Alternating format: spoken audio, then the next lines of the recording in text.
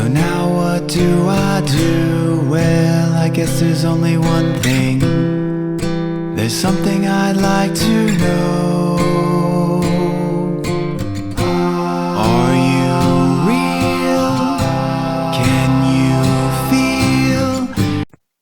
Hi friends, I'm Prairie Vintage. My name's Linda. I'm an energy intuitive reader here on YouTube. I use spirits and my intuition, the tarot, to communicate energies to you guys, most fabulous viewers. If you guys are new to this channel, welcome. I'm so glad you found me. I hope you guys stay. For those of you guys who are returning, I'm so blessed to be here. I'm so grateful to do your reading again today. You guys are all very safe and welcome in this space with me today. I do hope that the reading resonates. And we're going to be looking at this person, whoever this person is. It could be your energy, it could be a person on your mind, and how it is that this person's shadow impacts connection. Okay, predominantly. So when this person is engaged in connection, what sort of influence is their shadow having over this person? And how is it manifesting in the connection? Or how are others sort of perceiving it in a way here that might be unexpected to this person, because it is in this person's subconscious. Okay, so there's a lot of shadow cards here that I'm using, but we'll ask Spirit to show us what we need to know in regards to this person's subconscious shadows or wounding or whatever pulls through subconsciously when this person's engaged in relationship, and see what pulls through. Okay, so if you don't want to hear about the person in the pile that you picked, go to another pile. And if you don't find what you're looking for, then go to another reading, and maybe those readings will resonate for you. Okay, because not every single reading is going to be for everybody at this channel.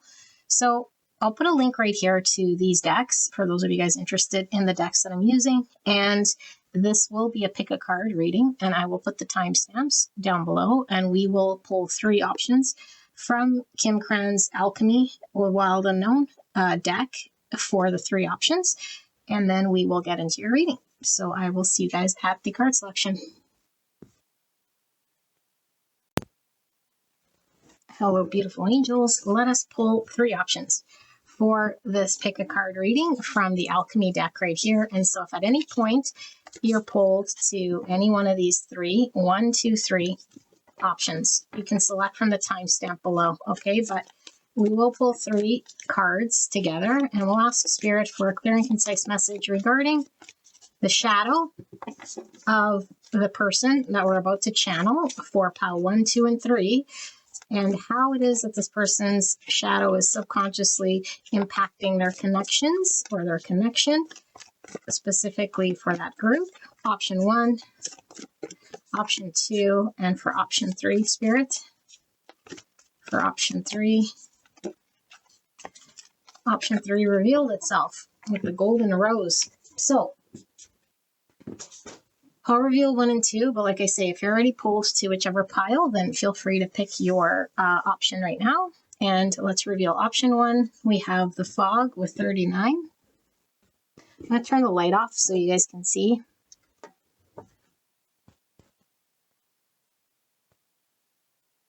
Turn the light off so you can see. Interesting, right? So we're doing shadow, and I'm making it darker so that you can see. All right, the despicable face, and this is number 48 for option number 2.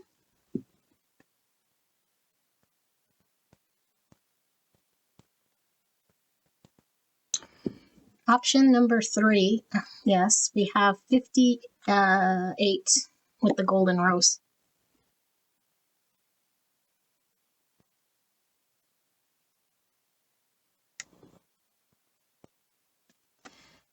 All right, and while we're here, I just want to make mention, I was called to pull the Midnight Magic Tarot as well as the Radiant Sun Tarot. I don't know why 2 decks, but okay, we'll use both, just more cards for me to shuffle. So we'll see what sort of aspects come through, okay? But I just wanted to include that in case you guys were wondering why I was using a different deck than I showed in the intro. So sit with this energy, and you can be drawn to multiple piles. You could find your energy in one, the person on your mind in another. There could be a blended pile, okay, with you and your person and mixed energies. So I'll read however many energies I'm picking up in that pile. It could be different aspects of yourself. Don't peg yourself to one main understanding of what you're going to see. Keep an open mind, but do not force anything to fit, and don't lose your mind. Okay, don't be so open that your brains fall on the floor and you're completely in the Lulu land. So it should make sense to you, like intuitively. Okay, there should be an inner resonance to what is being communicated. And the hardest part for us to understand is our own shadow. Okay, it's a shadow for a reason. So hopefully we get some clear indicators. I ask spirits to tell us how it's manifesting in the 3D so that we know whether it's us, whether it's the person we're dealing with, or exactly how it's being manifested. Okay, so I'll leave you guys with this energy, and I will see you guys at your pick.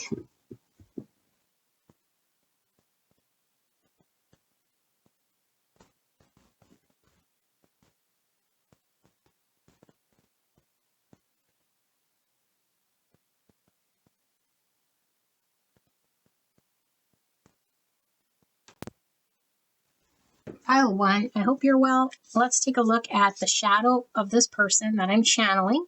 It could be your energy. It could be the person you're dealing with. I don't know. The strongest energy pulls through here, okay? If it's something you don't want to hear, then just go to another pile. I don't control how it pulls through, so I'm just going to read the energy in the cards, okay? But if it is our own shadow, this might be difficult for us to tell because it's our shadow. So I did ask Spirit to show us how it's manifesting in connection. Okay, it could be a specific connection you're dealing with, or just in connections as a whole, if you're not in a relationship or in a connection, to understand how this shadow is impacting relationship. Okay, so you guys pulled the fog card, and I have pre-shuffled oracle cards. I've not looked at these. I asked Spirit exactly this. So we're going to lay these cards out, and you're going to use your intuition to see if you resonate with this part of the reading. And if you do, then you can go straight away to the channeled message. Okay, but if you want to go straight away to the channeling, you can do so. Like I say, I do put a timestamp below, but if you're not in tune with your intuition, you might have a difficult time understanding whether that pile is, or that channel is for you. Okay, so this is why I include this long part for you to develop your intuition. Okay, yes, it's fun, but I don't do it for fun. So 39 with the fog, interesting. And then we have the golden hour. Someone told me what this was because I wasn't sure if it was sunset or sunrise. And I think, I don't know. It's all dark here. Well, that doesn't help us. Sunset or sunrise, I don't know. I don't know if it's sunset or sunrise, but anyway, let's keep going and see what we see. But either which way, the sun isn't fully in the sky. So partial enlightenment. Okay, let's keep going. We have card number 4 with rebellious heart. Think for yourself. Okay, look at the moon in the background. The moon here, similar colors pulling through. And then we have 43 with your body,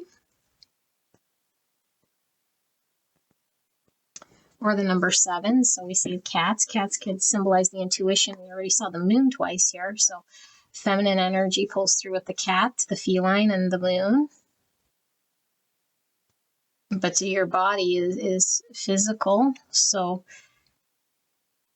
I connected the physical 3D with more masculine. So we're getting both masculine and feminine from this energy. 7 is all about faith, wisdom, reflection, understanding, spirituality, intellect. So yeah, spirituality realms are more connected to the feminine, whereas the intellect is connected to masculine energy. So there's this masculine feminine that I'm pulling through here. Okay, so we have Cancer energy with that. And then we have the filter, number 45, or the number 9. So some Virgo, more Cancer energy.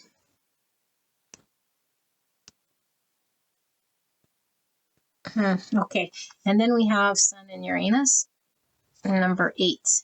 So 8 is all about movement, change, attainment. authority, leadership, manifestation, and goals, and abundance. Sun and Uranus, pretty radical energy here. So some Leo and some Aquarius. Also, we have some Aries here and some Scorpio. I don't know if I mentioned that. So we have the squirrel. Okay. And then we have shame.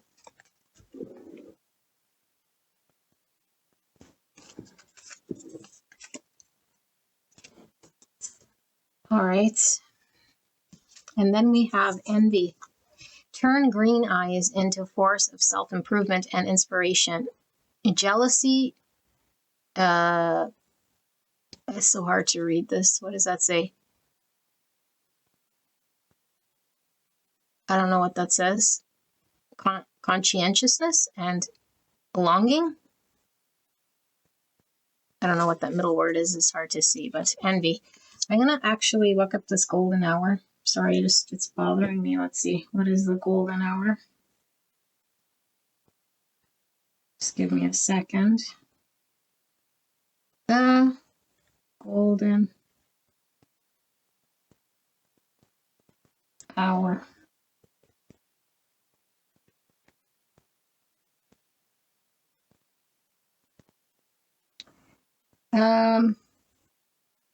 Shortly after sunrise or before sunset when the sun is low in the sky. Okay, so it's both. Interesting. I was getting two here, masculine, feminine. This means both here. So, and also someone told me it meant only one, but which is funny because this reading, think for yourself. Think for yourself. Okay, so we have deceit here. Honesty is the bridge to authentic connections. Lies, deception, and fraud. All right. And then we have the stone, number 67. Okay. And then we have the oyster. So some water energy here. Cancer, Scorpio, Pisces. Some earth with the squirrel, Virgo, Gemini, Virgo, Taurus, and Capricorn. I don't know why I said Gemini. Oyster. Okay. And then we have the detective. Light attributes, great powers of observation and intuition, desire to seek out the truth. Shadow attributes, voyeurism, falsifying information. Now we are looking at shadow. Okay. So we have deviance. I'm going to cover that up. 78 and 6. Rules and compliance. Delinquency, marginality, offense, transgression, outside the room. Type 6, the loyalist, thinking center between mistrust and trust, with difficult event stress level. 78 and 6. So we have some Gemini, which I was already saying with the earth energy for whatever reason. And we have some Capricorn here with the 6. 6 is all about problem solving, compassion, harmony.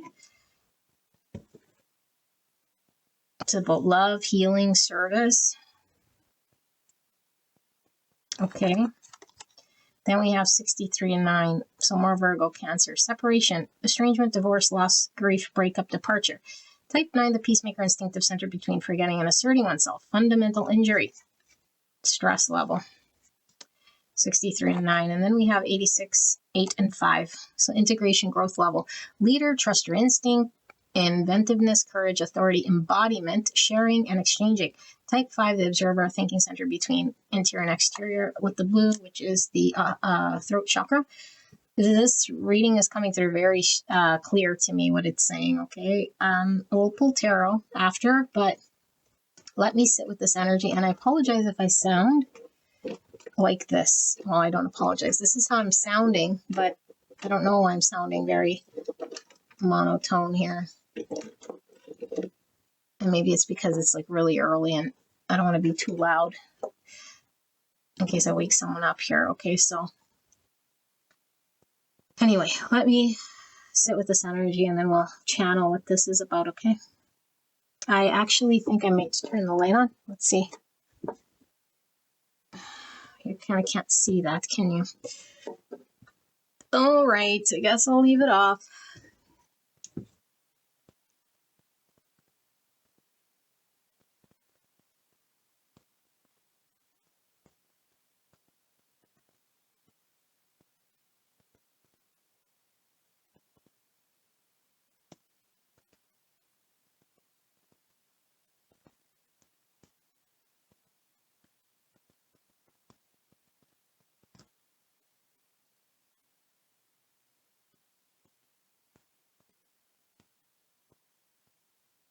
Okay, it's really clear, but I am being called to read the stone.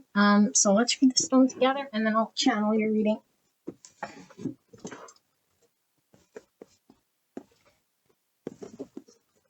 That's not it. That's not it. Get yourself together, woman.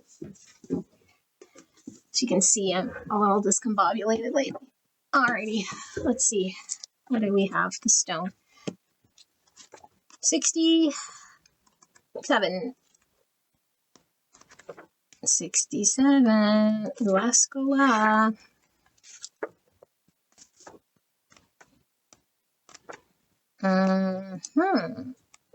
Boop. Okay, so let's read it together. The stone, the eternal, the anchor, the rock. As an archetypical object, the stone holds psychic and literal weight. Its energy is one of permanence, concreteness, and reliability. The stone's ability to transform is nearly imperceptible to us as it changes ever so slowly over countless human lifespans. A single stone may see thousands of generations come and go, therefore it contains an ancient and eternal presence. The stone is best used to anchor our wild side. So no matter how far we roam, we can always find our way back. The stone tethers us to earth, helping to grow and connect us to stillness, quiet, and peace. When this card appears, it is likely that the stone is a remedy for what ails us. Humble and easily unnoticed, the power of the stone balances the frenzy of our world. One in light, steadfast, loyal, committed, present. One in dark, weighted down, holding back, and cold. Okay, very clear. So, this person that I'm reading is not comfortable in their own energy. And so they're not authentic, okay? And it's not that they feel cheap or they're trying to like be fake or any of that. When we hear inauthentic, it's like, people who are just sort of lying or trying to like, I don't know. Not in your typical sense here, okay? But where the authenticity is missing is that this person isn't comfortable just allowing themselves to be who they truly are around people in general. And so, or maybe it's just brought out in this connection. I misspoke, sorry. I don't know if it's in people in general. In this connection, whatever this person that I'm rating, however they're showing up, because it's how is their shadow manifesting in the connection or in connections, depending on how you want to take this reading. Okay, and so this energy is coming through as a manifestation of somebody who is not comfortable being themselves, and they could have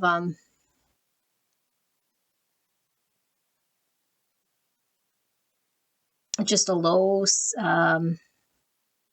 what's it called, a low, not self-esteem so much as it is like an inaccurate understanding of their value, I guess. I don't know if that's the same thing. I can't find the word I'm trying to find here. Sorry, I'm tired. But where this person's shadow is, this shadow is stemmed from a deep-rooted shame in being who they are. And so either they weren't allowed to be who they were as children. They might have been called too much, too radical. They might have been told to calm down or sit still or don't do this or don't do that. Okay, because there's a lot of control here when it comes to this person not wanting to just allow themselves to be. So this could be a perfectionist, even. This could be somebody who is really judging themselves, like compared to whomever that they're talking to or with, or just in this connection. And I don't know which it is. We might get more clarity with the tarot here.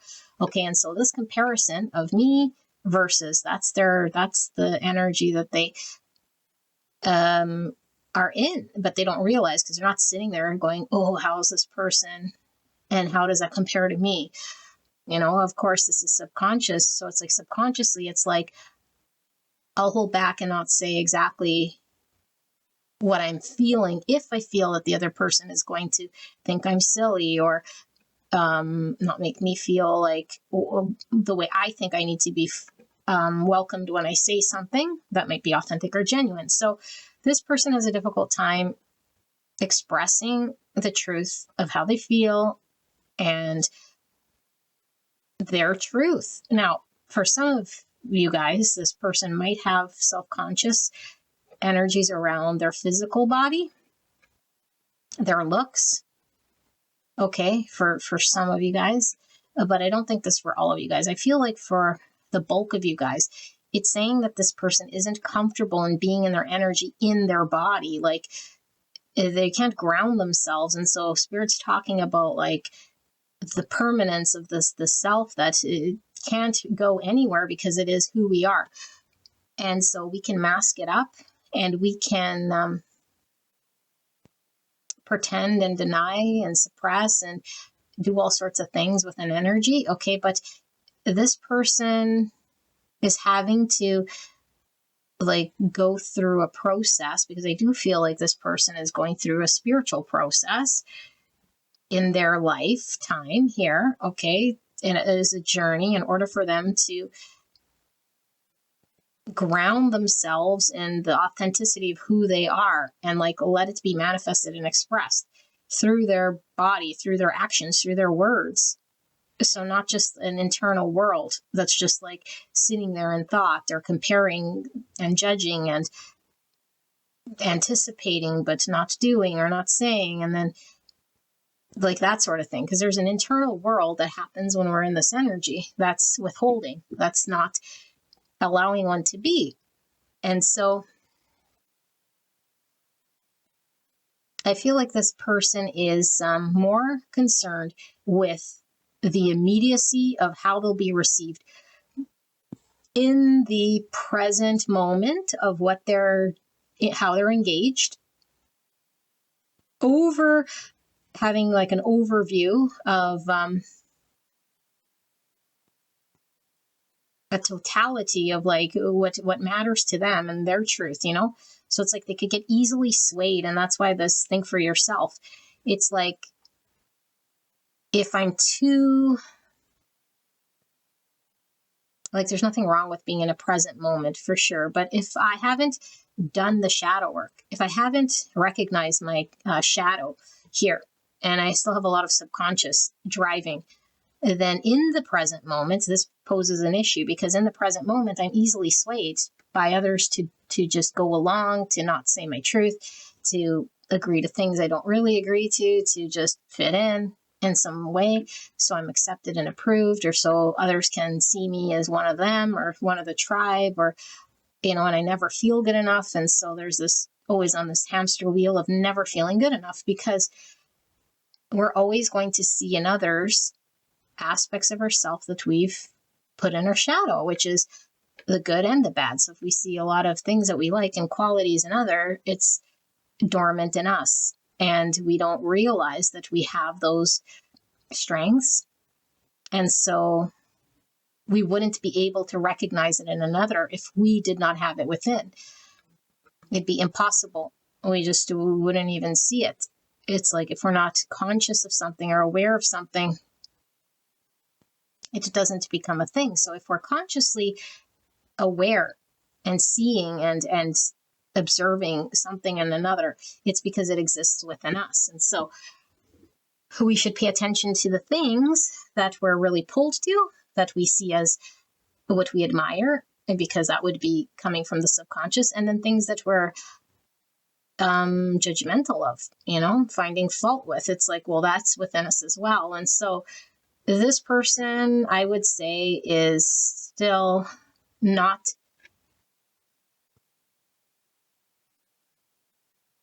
allowing themselves to be fully themselves, and it's getting in the way of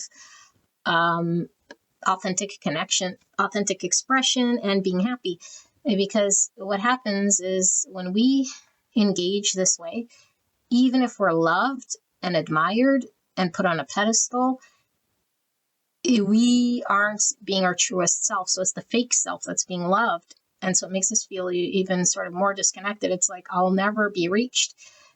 No one will ever love me for me because no one can see the me or touch the me or recognize the me because I don't let that me come out. The me that's supposed to be the truthful me that manifests in this 3D world. And so there is something very unique about this person, just like everyone, okay? There's a unique thing that this person, many things for sure, but a unique thing that's wanting to be expressed through this person. Because once we connect to what that is, we drive our purpose and our change. And so there's some purpose that this person would be in line with and called to if this person could connect to their authentic self. And I also feel like this person has challenge around being confident in what they say and do. And for some of you guys, like I said, how they look or being in their body. Now, this person could be highly intuitive. I also feel this person's very sensitive and takes maybe criticism to heart.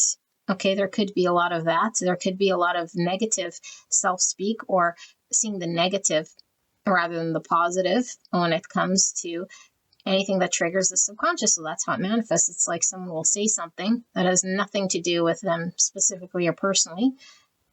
And the first sort of go-to is seeing the negative aspect and internalizing that thing. So I feel like there's a lot of internal self-speak that isn't helpful, that's full of shadow. Okay, for sure. But again, pulling through here is the energy, like Spirit said, that this person is on a spiritual quest. Okay, I didn't ask for any of this, but it is coming through. Spiritual quest, being guided out of this sort of thing. And so I feel like enlightenment is coming through a process of discomfort or being disconnected or unhappy in relationship or connection. Because I do feel like this person could have been trying to just like everyone wants to be happy, you know, and who knows how long this person has been on the quest to be approved and happy, but there's only a certain amount of times that we're disappointed or upset or left sort of on the outs until we decide that we need change here. And so this person could have been catalyzed into an awakening here process already because we're seeing the sun coming through. So there could be amidst this process of awakening. I do not feel like they're at the tail end. I feel like it's the early end of this, and I feel like it could have been catalyzed through a spontaneous event. Okay, so when we're catalyzed into an awakening, it's either a very significant event in life, like a death, a divorce, you know, a massive life change, a spiritual contract with another who mirrors to us some of our subconscious wounding. So all of this stuff pulls through. Okay, so yeah, this person, like we see deceit here, but that's coming through as like the false self that wears a mask. That doesn't realize that they're wearing a mask, you know? I don't even think this person realizes that they're inauthentic. They might even think, oh, I'm just cautious, you know?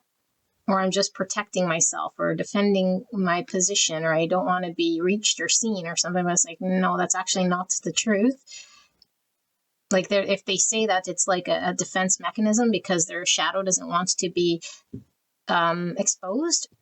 It's not protective mechanism. It's not to make other people feel comfortable, but they would say and dress it up like, I want others to be comfortable in my presence. I want, I'm just very considerate, you know, I just watch what I say. I toe the line. I'm not radical. I don't make others feel uncomfortable. And it's like, well, what is that? That's denying or suppressing our truth. And it's actually a disservice to humanity because this person is being called to be authentic. The greatest thing that they could do is be authentic in this world. And people who don't like it or can't agree to it or fit in with it, they fall away. Okay, obviously it's not out of an ego place of trying to hurt other because the shadow would then be seen and cleared. It's the authentic self that isn't going to cater to what another is going to think about them. over their own truth, okay? Like their truth without the shadow and without the trigger and the trauma, because people could fall back on, this is my truth. And they could say, my truth is to make others feel comfortable, and me being sort of this peacekeeper, this loving, caring person, because I do feel this person feels as though they're loving and caring. Okay, and okay, that's fine because the intention there, but it's really at their expense and the expense of others, because the others don't see their truest self and the purpose that this person is supposed to have here in this world, which can only be acted upon once this person is authentic. There's something this person is called to do, a call to action here that only comes through when this person is authentic and sees and connects to their authentic self, or else they can't express, drive, create this thing, whatever this thing is, the book, the tarot channel, the painting, the relationship, the purpose of this lifetime. And so this purpose for this person, okay, just like this oyster has a beautiful pearl in here, there's a specific thing here that I'm really feeling, okay, many, like I said, lots, but one specific thing here that this person is being called to action here, okay? And I do feel like this person might get very anxious and might have a lot of anxiety in what will happen. So there's a lot of like acting in preparation and anticipation. And so there's a lot of projecting that they need the safety, but there is nothing safe and there's nothing certain in this universe because everything is flowing. And so the stone is like opposite, right? Because the stone is solid. And like it said, it's like a forever thing here. But the life in general and experience is always coming in and out of existence. Okay. And so what Spirit is really contrasting here is that everything that this person thinks that they're sort of being or doing is actually going against the solid truth that will stand the test of time. And so it's not earning any spiritual brownie points. Okay, that's what's coming through here. It's like, it doesn't matter how many loving transactions or loving compliments or whatever. Of course, we want other people to feel good. So if we have a compliment for someone, we could definitely say it. Okay, but it's a whole hell lot of compliments to others and doing all these acts of service that don't amount to a lot for this person just coming into their full truth. And that is like the spiritual growth that's required for this person to sort of graduate. And it's a lot more effortless. And there's a lot less effort when we're in that energy. And so this person isn't asked to do more, be more, burn and turn more, prepare more, anticipate more, project what might happen, prepare for the worst, all of this stuff, and because it was human nature and it's like, it's just how I am. And it's like, no, we got conditioned to be this way. So there could be a lot of anxiety when I have to just be, And so what makes this person uncomfortable could certainly be when other people are breaking a rule in some way, according to them, of course, because there's judgment here. It's like, what rule, who makes the rule? It's like they could get easily offended and they say like, it's radical or it's,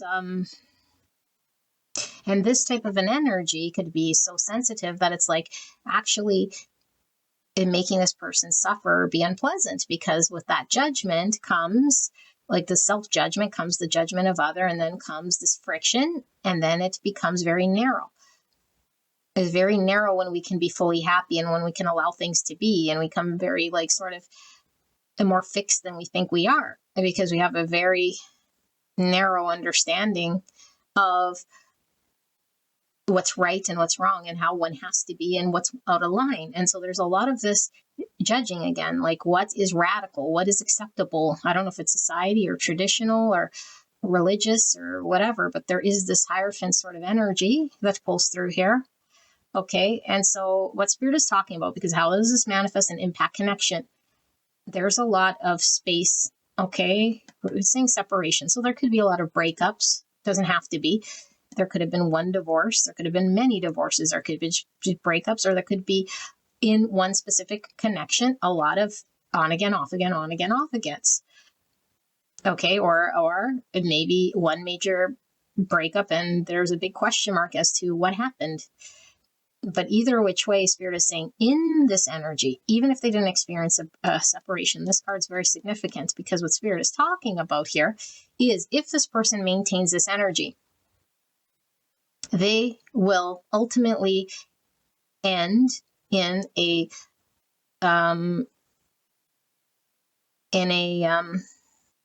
what's it called? A temporary experience, just like everything else, because it's not real. Okay, because anything that sort of comes and goes isn't real. It's finite, so it's an experience. It comes and goes, and so now I'm pretending to be when I'm not. So it has an expiration. And so if it's a relationship we want and we want it to be long-term or whatever, it's like it can't. It can only be sustained when the true authentic self comes online, because when the true authentic self comes online, it's not an illusion. It is what it is. It is what it's always been. It is solid, and so it's going to be more with a long-lasting relationship. There's not going to be a big space between them and other. They're not going to feel removed. They're not going to feel not accepted, because even if, like I said, this person is like, if someone sings their praises or like appreciates them or gifts them or energetically does whatever with this person will forever feel unloved and disconnected in some capacity. They might feel good on the surface and say, well, I like compliments and I do feel good, but it's like they don't know what they don't know. There's a truer, deeper bonding that this person has not felt yet. Has not felt, cannot feel in this energy. You can only feel it truly, deeply on a soul level once we transcend past whatever this is here. Okay, so I feel like this person is pretending to be, okay, not consciously, pretending to be someone that they're not, so that they're approved and liked, and they themselves are saying, this is the type of person that I need to be to fit in, to be approved, to be accepted, or to be loved, or to be workable, but no, it's not true at all. So yeah, and again, what I was talking about, this purpose thing, this person actually, once they do come out of this energy, or all they have to do is to see through the illusion, see through the stuff that's actually creating this distortion. The filter they have on right now is very foggy, okay, so they can't clearly see because the sun's still not up, the enlightenment still hasn't happened. And so once this happens, it's like this person can then be a leader. So what's this leader thing? If this person was meant to drive a business or drive change, if that's their purpose, they can't do that until this happens. If their thing is to drive a successful enterprise or a successful partnership, or start to exchange authentically with other, if this is what their purpose requires, then sharing and exchanging with others can only come online when their authentic self comes online. Otherwise, it's not going to happen. Okay, I do feel this person is highly intuitive, and I do feel like this person is awakening. Like I said, they could be going through a transformation right now. So there's a lot going through also about childhood.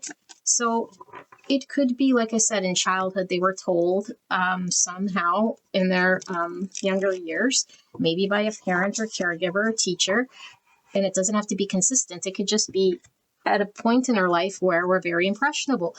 Then we, ask our caregiver or the teacher something, and we get told, I don't know, be quiet or something, maybe in front of our peers, and maybe we got judged, and then it stays with us here. This person could also be, all this energy is coming through. This person can also be a good cook, okay, a good chef here. I do feel like this person, this comes through as well, is used to giving a lot of love, but it still feels very surfacey. And so that's why Spirit says you're not earning any brownie points here, because it doesn't matter how much compliments we shovel on to another, or gifts we buy, or words of affirmation we give to others, or confirmation or of love. It's like they're willing to give that out.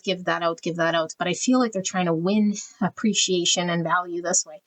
It's like, no, this isn't how you're going to win appreciation and value at all, because you're going to it's like an endless transactional thing. There is no end.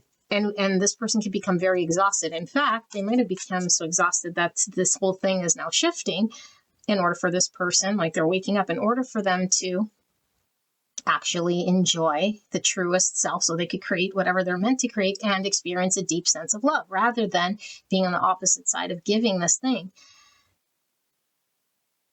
Yeah, and I feel like this person's been like this for quite some time.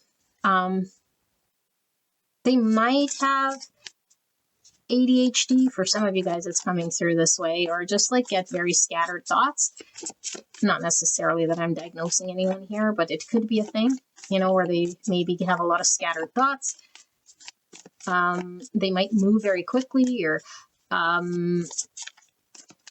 think that they have to do a lot of things, like I gotta keep busy. I gotta do a lot of things here so I'm of value. I can relate with that part, just keep busy. So Spirit, clear and concise message here for pile number 1 and their shadow. So I didn't spend too much time, but at the root cause is the shame, okay?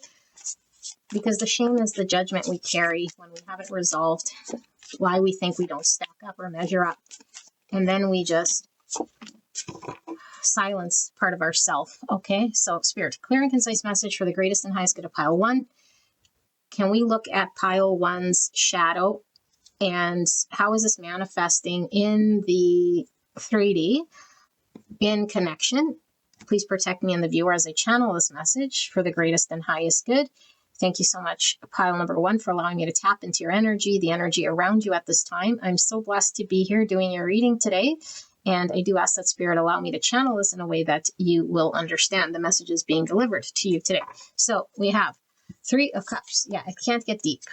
Okay, so it doesn't matter how many people I have around my social network. It's like, and we don't know what we don't know. And so we're used to a certain type of relationship. And we might paint it as a 2 cups. The problem here, okay, it's a problem only because this person will miss out on deep connection, soul connection, a one-on-one connection. Even if it is a one-on-one physical in the body, it will always feel 3 cups-ish. Because it is sensed on the other side, the other person that they're engaged with, okay, or from people in general, that this person didn't let the other shoe drop, that there's always a space between them and the other person to get deep, to share. It's felt, even if that other person isn't in tune with like subconscious energies or like spiritual in nature or intuitive at all. It's like underneath it all, it's felt energetically by another person. And so relationship feels flat or watered down or not authentic to the point where it's like deep. It feels acquaintance like, so is it fake? Like we could say, well, no, acquaintance, they actually like each other, but it's like, how many acquaintances do you actually really, really bond with? They're acquaintance for a reason. It's like, you don't hate them. Maybe you do if you're fake, but that's not what I'm getting. I'm getting like, it just can't get deeper. And so if I feel like this person would want a deeper connection, if they knew what a deeper connection would feel like, they would go after it in a heartbeat, but they don't know, and they're only know what they know. And so they feel comfortable in this protective energy. Okay, Temperance. So healing and balance, Sagittarius energy. And look, she's missing her head. And look, I said a good cook, right? We see the pot here. So I do feel this person's a good cook. Then we have the Knight of Swords. So Knight of Swords can seem confrontational. This is very abrupt. This speaks its mind. And then we have the 10 of Pentacles in the reverse with the 2 deer.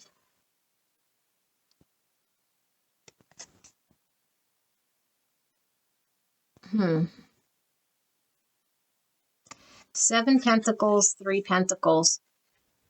I feel like this is kind of the thing. It's like when we have a 7 Pentacle, it could be we're putting a lot of energy, effort into manifest something worth having, but it's like it requires a lot of patience, and it's like it's giving off the squirrel energy. Like the squirrels go and they have to like gather all their nuts and do this whole winter preparing stuff and like all of this stuff, it takes a lot of effort in order to like work with other in some regard here. But I feel like there's a division here, because Spirit is saying like truly working with another, where we can integrate and show up and work to create a 10 pentacle.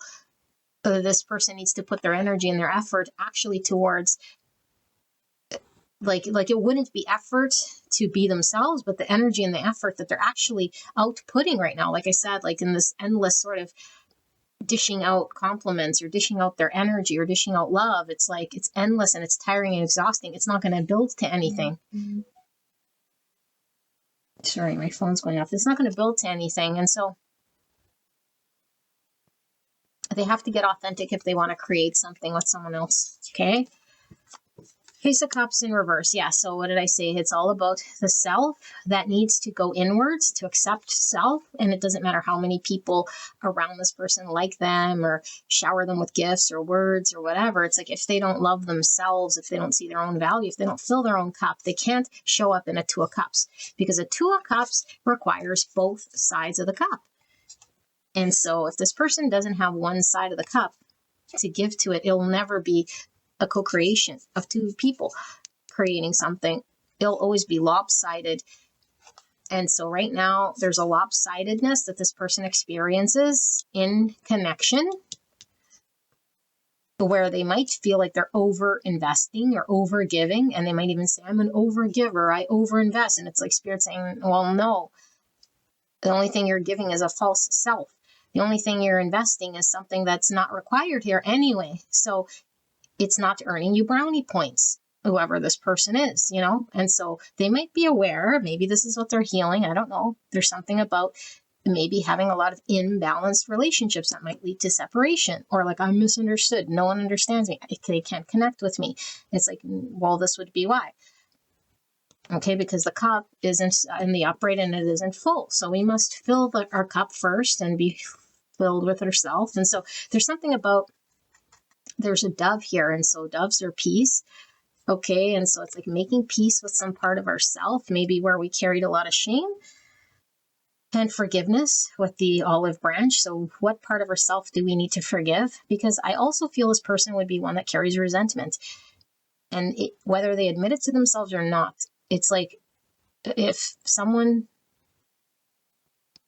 does or says something because they feel like they've output energy and it's not matched, they take it to heart and they're sensitive about it and they could get resentful about it. Meanwhile, it's like, but they never output authentic energy anyway. So, you know, like it could create a lot of conflict here, and it could create, like I said, because we're looking at what does it manifest? It manifests challenge. It manifests this person believing that they're not accepted, or that other is an issue, or that other isn't giving, or that other is this, that, and the other. And it's like, no, they are the ones not giving because they're not in their full cup.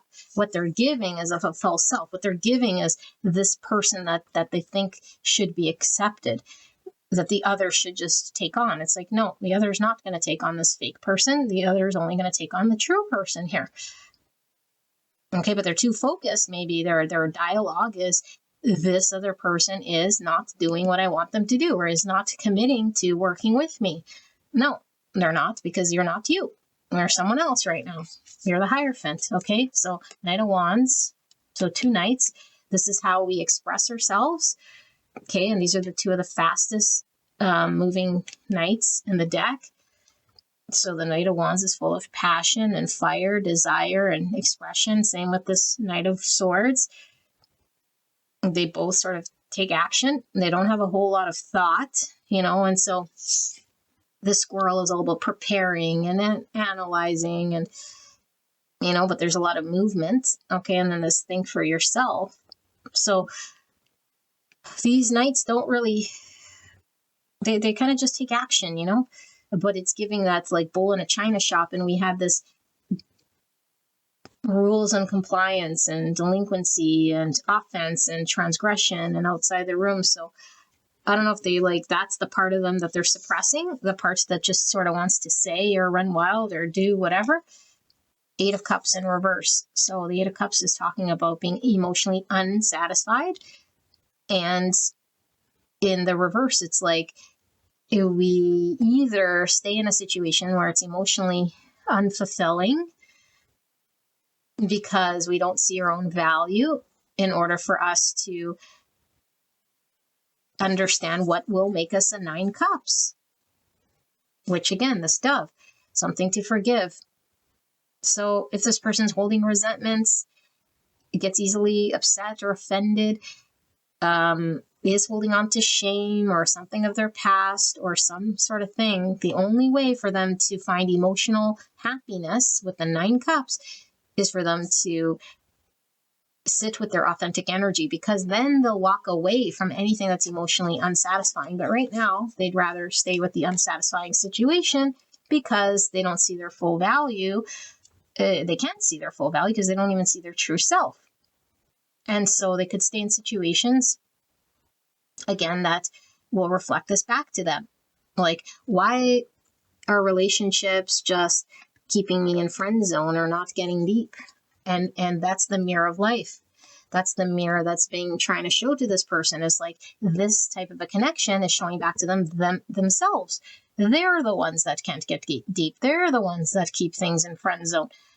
And I say, no, I'm like outputting and shoveling all of this energy towards this connection. It's like, no, but the energy's inauthentic.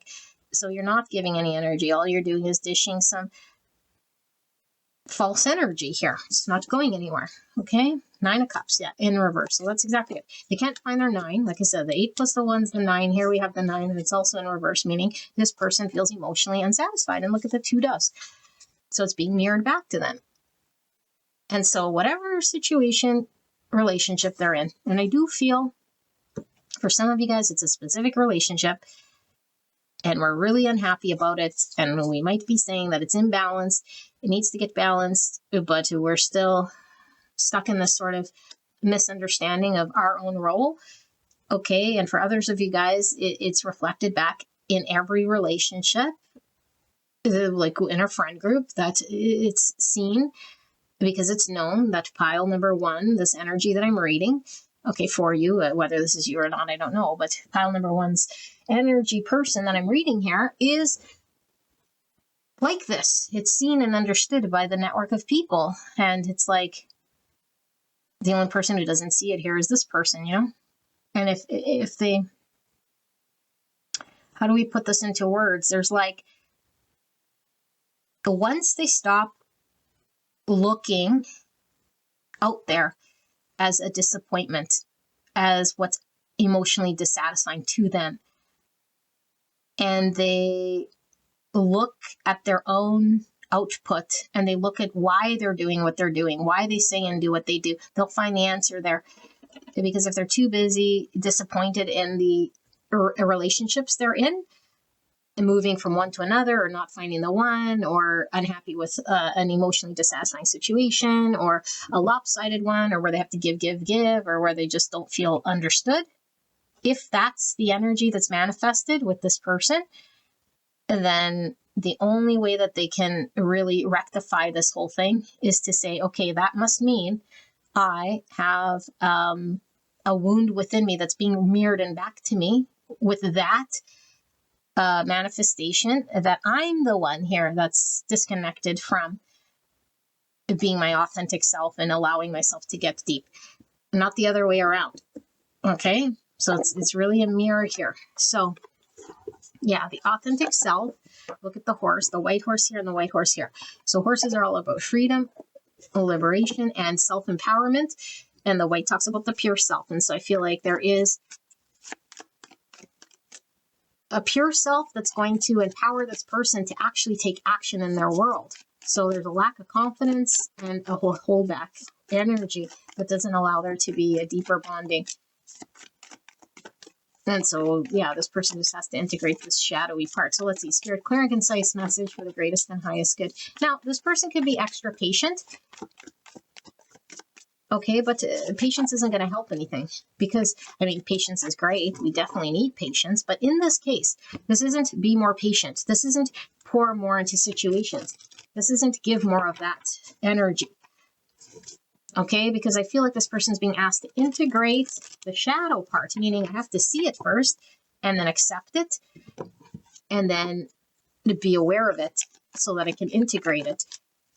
And that's the only way to sort of transmute the energy here. So let's see, Spirit, for pile number 1, what did we miss about pile 1's energy for this person that I'm channeling for pile 1? The shadow and how it's manifesting.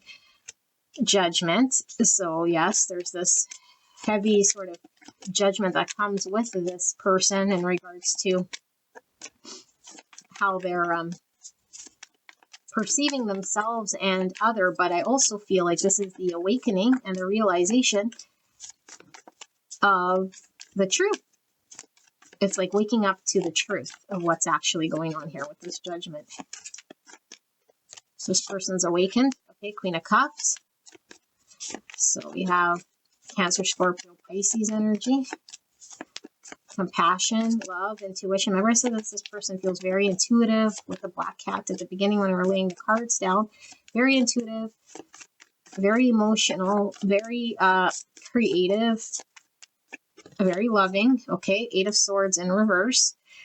So it needs to see beyond one's own mental prison and limitation. Why is judgment here? In regards to pile 1's shadow self and how it's manifesting in connection. So 2 of Wands in reverse. And why is this Queen of Cups here? This one on top. The Hangman in reverse. Pisces energy, so strong Pisces pulling through. And then why is this 8 of Swords here in reverse? Why is the 8 of Swords here in reverse, Spirit? The Queen of Pentacles, Virgo, Taurus, Capricorn, clarified by the Death card. Scorpio, heavy Scorpio energy. Bottom of the deck, we have the Sun, and under the Sun, we have the 8 of Cups in reverse for a second time. And the 8 of Cups in reverse and the Sun here. So, Sun. Sun is Leo. Give me a second here to read this, what's coming through.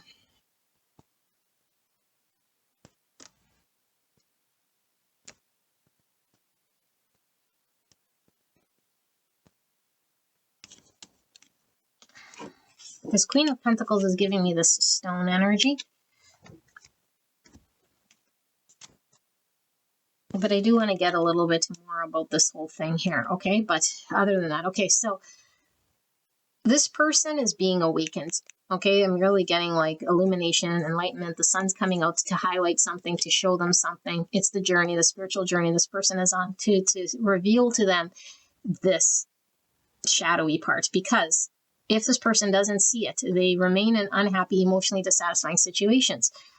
Not anything to do with anything other than their own action and their own understanding of themselves will keep them in an 8 of Cups reverse, not emotionally happy. However, it's manifesting in their world. Okay, it limits them and doesn't allow them to see the decisions and choices that could open up in front of them. And so I feel like there's opportunity that's blocked until this person starts to see and understand this sort of aspect of themselves. So I do feel like this person is going to have to work through certain beliefs, certain mindsets, and certain limitations that they've carried in their mind about who they are and what's right, what's wrong, and judgments and all of this stuff. And only through the heart can they be authentic, but the heart doesn't go anywhere. The authenticity doesn't leave the body. So this person, their heart space is online. Okay, the authenticity is online, but just like this fog, it's a layer or a veil, and it's called the filter here. And so on top of this Queen of Cups, okay, I'm going to kind of speak abstract here, so I hope it makes sense, but this is exactly what's coming through. This Queen of Cups is the heart space, is the love, is the compassion, is the true sense of soul, okay, because it comes through the heart. But when it's covered with a filter and a veil, like a fog here, and this is all the distorted upbringing, social constructs, and the manipulation of energy that we start to hang on to as beliefs that we can't do this, or judgments, or like limiting thoughts about who we are and who we have to be and how to be approved and accepted. That's the veil and the filter. And so there's a veil and a filter. Oh my goodness. Sorry. There's a veil and a filter that This person has over top of their capacity to be a true Queen of Cups. Okay, so this person's journey is requiring them to be a Queen of Cups. The love from the heart space, love unconditionally, and let this emotions shine. It can't when it's distorted and foggy and filtered. It cannot. It's still stuck. Okay, and so how does it become clear and cleansed? It's like through truth, through clarity, through enlightenment, and the process has to happen organically here, where we're shown through way of catalyzation, everyday catalysts like disappointments, emotional dissatisfying situations where we overinvest, where things don't manifest, where people are unruly, where we don't feel approved, where we can't get deep, where we don't feel understood. All of that stuff is a catalyzation into an awakening for this person to see a great truth so they could transform themselves and leave behind energy that creates this distortion so that they can be in their true authentic place. Why? Because they're being asked to create something. This Queen of Cups is going to create something very creative here that can only come through without the distortion and the filter that's distorting this thing. Okay, so I still don't understand this Queen of Cups so much, or sorry, this Queen of Pentacles and why it fell this way with the death here, because Queen of Pentacles could be like the single mom. This is someone grounded, is somebody standing on their own, confident, secure in the 3D. Okay, now it's coming through.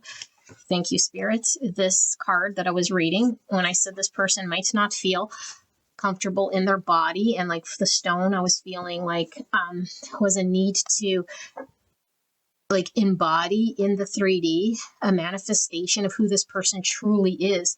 This Queen of Pentacles would represent that. Okay, so like a Queen of Cups could just be feeling like emotional. They're really in tune with the intuition and the spiritual aspects and the creative and the watery element. Okay, but it doesn't necessarily get grounded in an energy that the Queen of Pentacles encompasses here, because this Queen of Pentacles is all about the 3D, all about the doing, all about the making real manifestations. And so I feel like this person hasn't created a 3D version of who they want to be. And that's the last thing that's going to happen for this person, to actually like be comfortable in their 3D body and all of this, until all of the particulate sort of gets transmuted, like the fog, the filter, the beliefs, the limiting understandings, and the self-speak and the judgments, and seeing the shames, or the shame that's rooted in the subconscious. All of this stuff, if it's in play and it's still there, this person still cannot manifest as the Queen of Pentacles. Queen of Pentacles is sort of the last game here. Everything must go, it must be released in order for her to transform. Only the stuff that is her remains, because like I said, it doesn't go anywhere. It's been with her. It is her. It's truthfully her. And that stuff starts to shine through just like the sun. Yeah, now I know why this is sort of rising here, okay? It's like in the complete darkness, it's all in the shadow. We don't see it. We're unconscious, and we're sort of just acting in the matrix. And then we get catalyzed because this person was awakened by the sun in this judgment. So something triggered this person's awakening, okay? And now here comes the crack of the sun. However, there's still a lot of darkness here. And so the sun is rising, because when the sun rises, it's going to see everything sort of around it and all the particulate. And it's going to see, okay, now it's not going to judge it, but it's going to see all of the impure thoughts and inaccurate judgments and distorted thinking that gets in the way of the pure heart that just wants to love, be authentic, and create from an authentic place of self-expression, not held back, not judged. And this person won't know who they are until they let the particulates sort of be transmuted and released. And then they transform, and then they become this Queen of Pentacles, because this is an embodied in the 3D version of this Queen of Cups. Okay, which is a power combo here, because it's like the emotional, the 5D coming down into the 3D, so we could ground it and create the dream book, the dream relationship, the dream career, and be successful in the 3D world, because we can make it happen here. We can sustain it, and we don't need anything to sort of prop us up here with the Queen of Pentacles, because she's self-sustaining and she's very confident and functioning. Okay, and so that's what Spirit's talking about here. So I don't know if I read for you or someone in your world, and I was saying she, but it doesn't have to be a female so much as it is divine feminine energy that pulls through here with this person, because I do feel like this person is more in sort of a receptive type energy here, and they are very, very highly intuitive here. Okay, so yeah, I don't think I need a clarifier here for this Queen of Pentacles, because this exactly came through as Spirit was allowing me to channel. And Spirit wants this person to understand about the Eight of Cups in reverse, which is an unpleasant experience, because we can always feel like we're at the mercy of other, emotionally depleted, and having to over invest and output energy, but we don't have to. It's not requiring us to do that. And so this person might be under the assumption, the more I do this, maybe then I'll be loved, or then I'll be seen, or, you know, and there's no amount of doing that. In fact, it's the opposite. It's give yourself the love. No need to do anything at all except be oneself and be loved for being oneself. And that feels absolutely wonderful, because then this person's going to experience a Nine of Cups just by sitting there in body, you know, whatever they're doing, eating, farting, pooping, whatever they're doing, it doesn't matter, because they're just their being. And their being will be loved by someone who connects to them. Okay, and so if someone is authentic, then they're not passing judgment. And I say authentic from the pure enlightened self, there is no judgment. And so there is nothing to judge. There's nothing to dislike about this person. There's nothing to compare. Okay, but the authentic self-expression that goes through this person's vessel, that's unique to them, is the thing, the reason why Spirit is bringing this person forward to create this beautiful thing. Okay, so beautiful people, this is your reading. I hope this helped you, and I'll see you at the next one. All right, bye-bye. Pile 1, I just looked outside. Sorry, I'm really cold. I looked outside, and this is what I saw out the window. The golden hour, the sun is rising. So I thought it was beautiful, because I really got hung up on this card when I was putting the cards out. And the sun is coming up. Okay, it's 7. No, it's not 7. It's 8:24 right now in the morning, and the sun's just coming through the trees right now, and it looks beautiful because all the trees are frosted and the sky is like white in the winter sky here, and so it's kind of looking like this fog energy. Although it's not heavily fogged, but it looks like this, the sky, and the sun's sort of peeking through. So it absolutely reminded me of your pile. Anyway, I just thought I'd let you know, and we'll see you at the next one. All right, bye.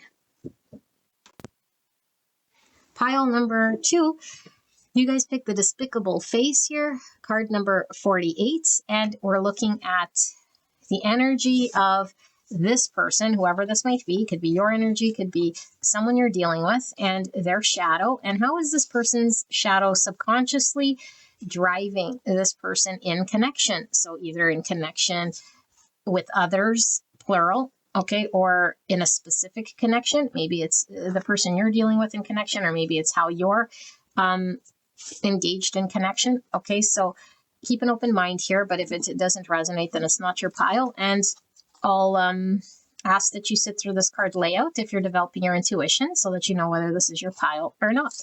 All right, so it's super cold, because all of a sudden it got super cold in here. So let's take a look at the energy. We have parallel universes. Oh my goodness, I'm getting yin yang. Look at this. Also like a pair of lungs. Sort of breathe. Okay. Breathe. Parallel universes, Despicable Face. And then we have 29, or the number 11, and it says prospering heart, look for beauty, abundance, and generosity. Wow, look at the colors coming through both of those cards. And then we have receive with another 29, you guys. Wow, so 2929 could be an angel number you're seeing. If somebody can put that in the comments, I'd like to know what that means. I'd be curious to know, but it's also 1111. And so 11 is a master number, divine inspiration, synchronicity, and the encouragement to keep going. So very spiritual number. And it could even signify the twin flames. We see two people here, masculine and feminine. I'm getting that yin yang energy again with the masculine and the feminine. We see a mask here. Okay, despicable face could be a mask. We see a cat. Cats are all about the intuition, the feminine, although this cat's white, so the pure self. Oh, look, another cat. This one's orange. Oh, and the yin yang. Sorry, seeing a whole bunch here.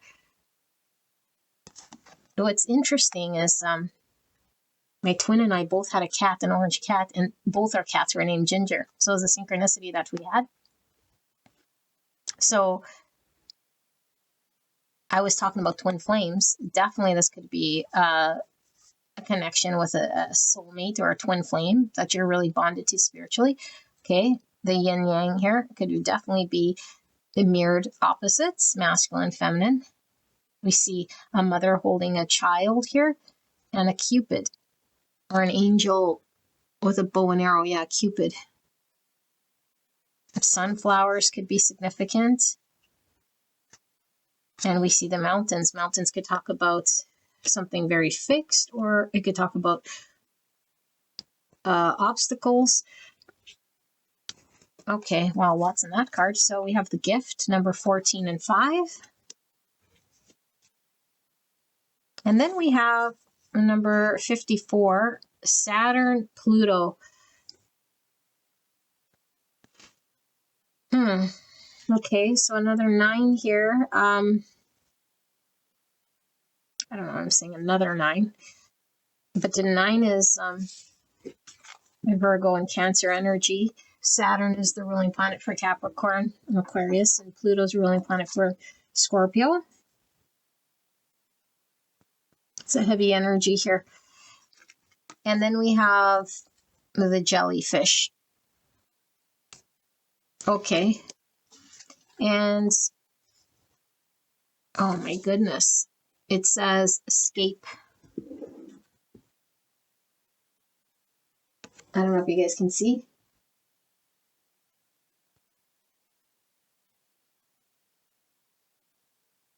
It's very blurry. Sorry, that's as good as it's going to get. Escape.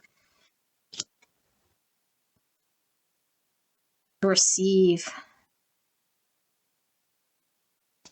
Okay, and then we have isolation. In solitude, discover your true self and connect deeper. Loneliness, solitude, and alienation. And we have gnosis, all-knowing. Okay, 75. And we have the turtle.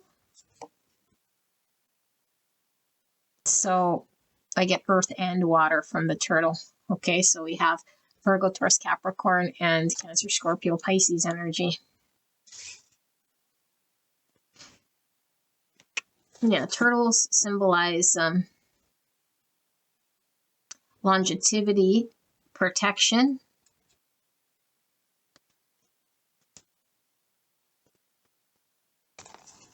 And we have the Fool, Aquarius energy.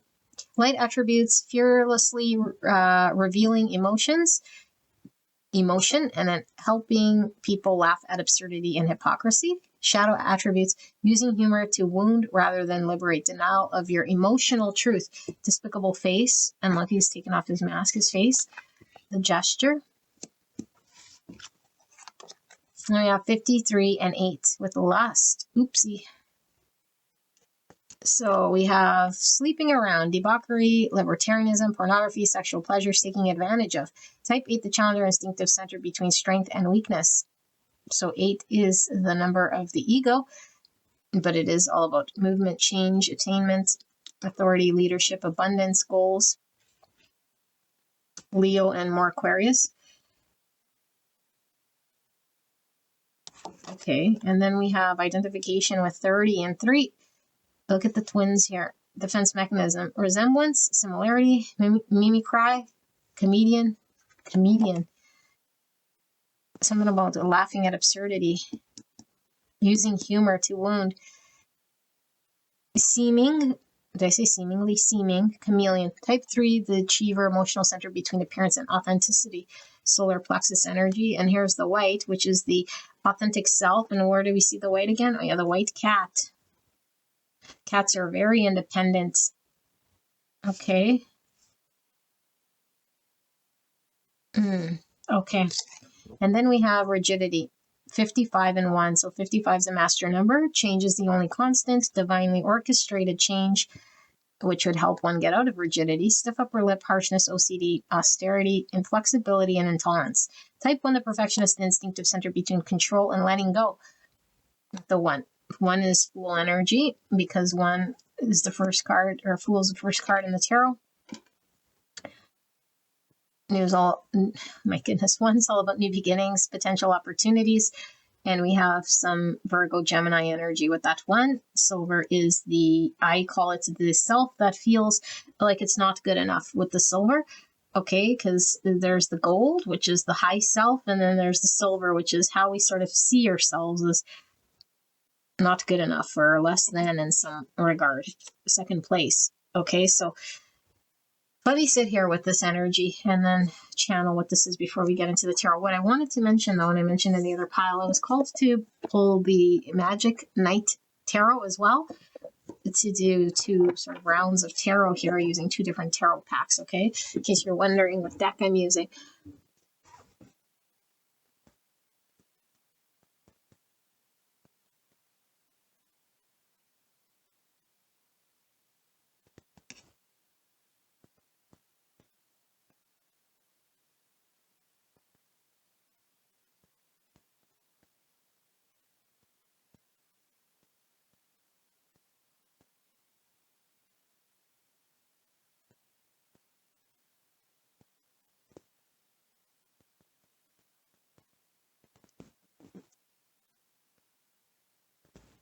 Okay, pile number 2. Remember what I said? This could be you or someone on your mind, and it's difficult to tell our own shadow. And so we're asking how it manifests in connection. It could be in this connection specifically that you have on your mind, or just in connections in general, if there's not any one specific connection, and how this person sort of manifests or engaged. Okay, and I do feel one person here. And there's a little bit of questions I have, or I guess I have a lot of questions, but there's a lot here that is already coming through that's very clear to me. And so I'll start with what I know to channel, and then hopefully it becomes clearer as we go.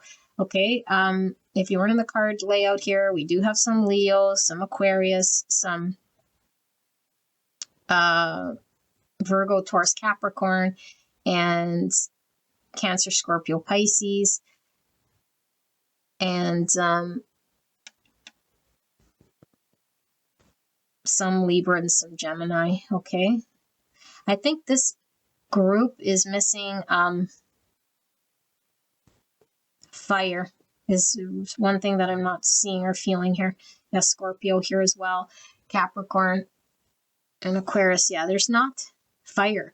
So this tells me another thing. Okay, actually, sorry, scratch that. There is a little bit of Sagittarius, but anyway, it's missing a lot of fire here.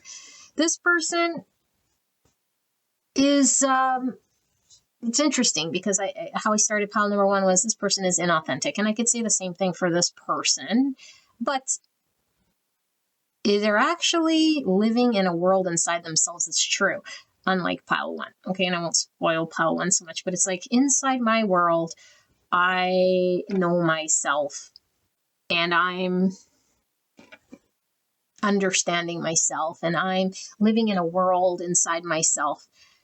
So this person respects honesty, respects truthfulness, respects integrity, and all of those things. Okay. I feel like this person's inauthenticity is that they don't feel like the world around them is going to understand or accept them as they are, and so they don't partake. So it's kind of interesting where pile 1, I just have to contrast it, because pile 1 was an inauthentic but engages anyway, but is like held back and sort of trying to fit in. Whereas this person here is like, I'm not going to try to fit in. I'm not going to pretend to be what I'm not. I'm not going to do anything that's going to make me feel uncomfortable. However, what I am doing is I'm withholding from society by living in my own little world and removing myself in some sort of isolated way with a landscape all within me, and feel what's going on around me. And so people around them could be engaged with them, and they could really be observing and intaking all the information, but not outputting a whole lot here. So this person seems almost like they are really disconnected, you know? It could be really like disassociated and escape. And so there could be times where this person seems like they're just, you know, like going with the flow or easygoing or like not creating conflict. And it's like they don't like conflict, but if they had a choice, then they would rather just remove themselves altogether and like not engage, you know? But it's like if they had to engage, it's like they're not going to create any conflict, but in their mind, they could be having obviously their own opinions of things, you know? But I feel like this person is highly intelligent. I feel like this person, there's like these two energies within this person, or two versions, I should say. And it's coming like the parallel universe almost. It's almost like this person has the one version of them that they would consider themselves that no one else can sort of get to. It's the disassociated escapism self that lives inside of them that no one can get to, that feels very safe. So it's a defense mechanism to protect oneself. And then the other version of them is the body version that sort of is doing motions. That seems almost like disconnected or not fully enthusiastic or engaged in some way. However, if people are intuitive and around this person, they know that this person feels very deeply. There's something very deep about this person.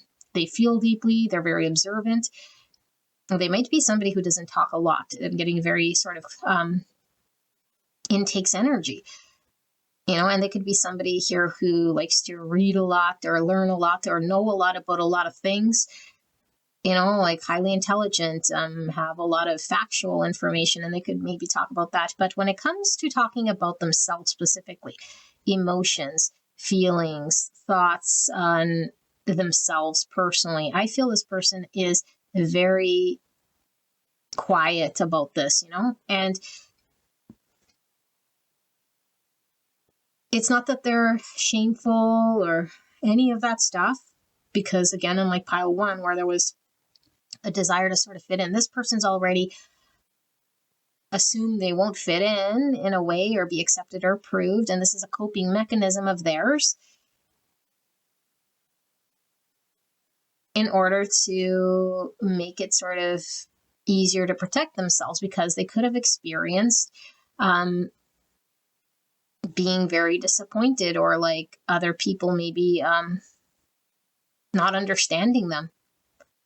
So they just sort of disassociate. And with this escapism or escape, this person could be somebody who uses a form of isolation. So it could be addictions, vices, and fantasy world, whether it be movies, games, music, whatever, art, where they escape into this world of fantasy. Because I do feel like there's a heavy water energy that pulls through this person, but also an earthy energy too. And so I think this person channels their creative energy and their emotions that they cannot verbalize and connect with other. And it gets channeled somehow through an earthly plane, through either, like I said, a music, an action, or a vice or a thing in the 3D, and that's how it manifests. And so you will know, because this person will have their thing, you know, or their few things that they do. It's like they drink and they go to concerts, or they, and there's nothing wrong with this, but this is their outlet, or they have an art studio and they create art and they advocate for human rights thing every chance they get, that's their thing. It's like they're committed and devoted to a thing that is not directly them. Like, yes, you could say their art is them, but it's really not allowing themselves to be exposed. This person doesn't expose their hands or themselves here. I feel like this person is very guarded, is protecting themselves, has had a challenged childhood or a past that's been very difficult. And so their shadow here is wounds that run fairly deep for quite some time. And I think it's established routine and habits that have been very heavy and difficult for this person to change or break from. That's created this sort of way of being. And I feel like this person is not happy with themselves, Like I said, okay, well, they're authentic, this, that, and the other, and they are authentic, like within themselves. But I feel like there's some part of themselves they're not accepting and approving of or loving of themselves in order to allow themselves to be seen and speak their mind or their emotions to be approved. It's like, I'd rather just protect myself here. But I do feel like this person,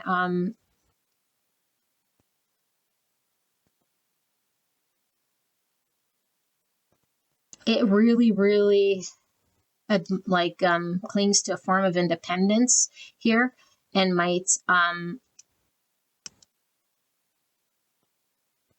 like there's a hyper independence of I'm going to be who I am and do what I want to do, to the point where it's like something to prove here, because I do feel like there's a version of themselves which could certainly be authentic, okay, but it's like to the extreme of they don't allow anyone in, and it's like I just sort of would rather just kind of do it myself or be it alone in some regard here. But again, coping mechanism. And so I feel like there's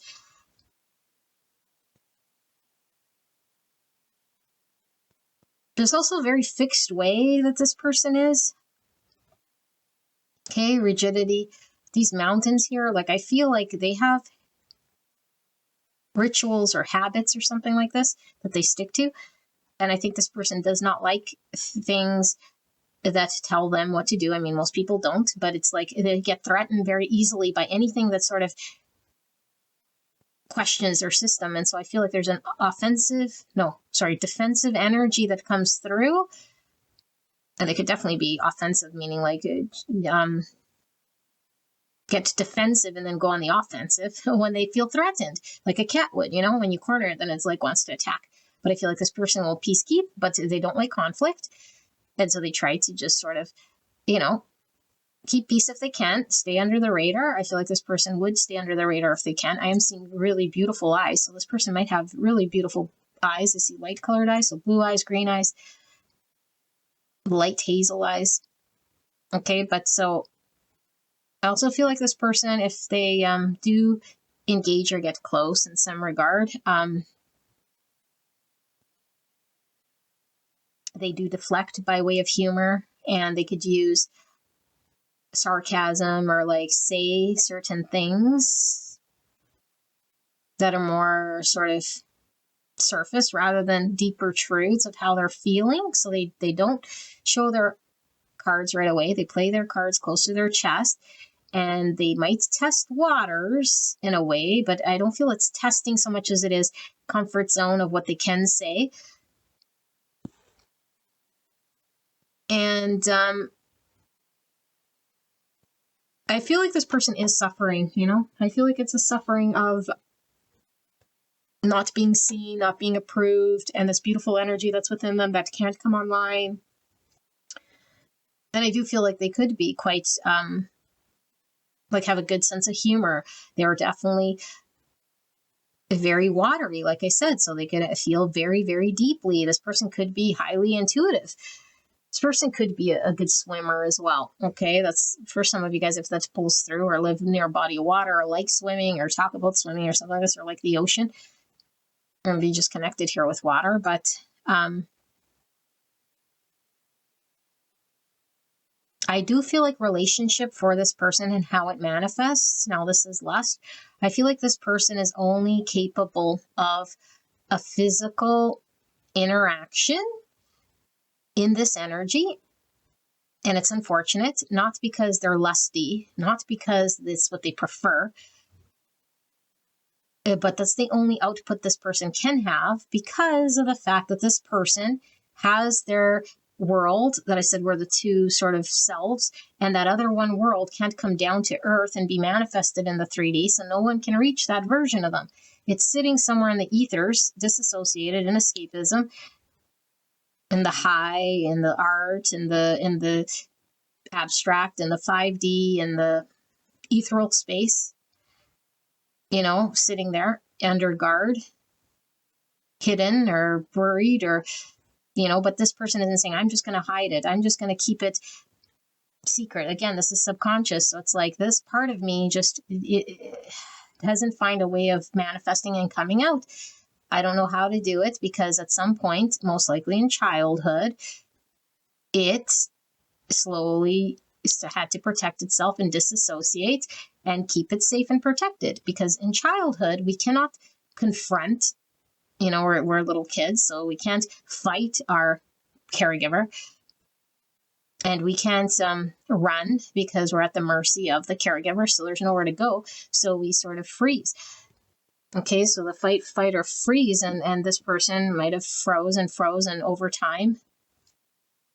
It creates this habitual way of how I engage to feel safe.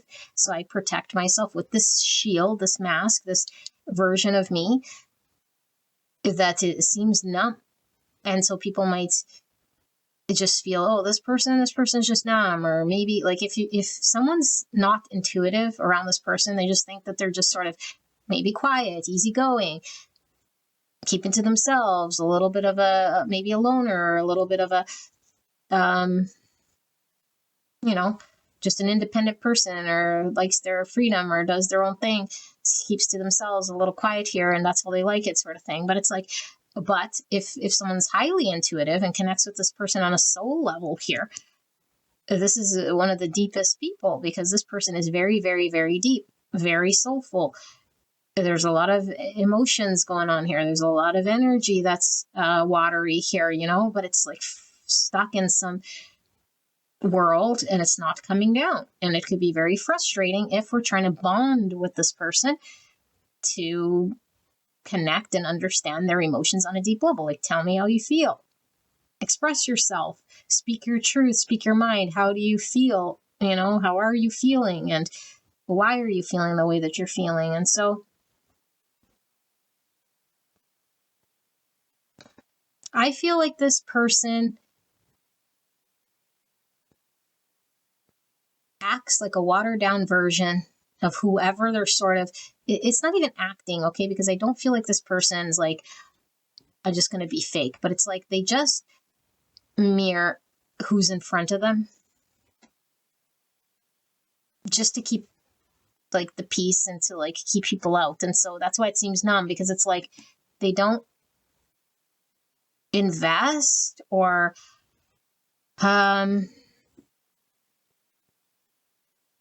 they just kind of keep within their world. And so it's like, are they interested? Do they want to know more? Are they even willing to invest emotionally? Like, there's a lot of this sort of question about this person, It's like, who are they? And why so silent? Because it'd be very difficult to know who this person really is. And so this person only feels safe when the energy around them is like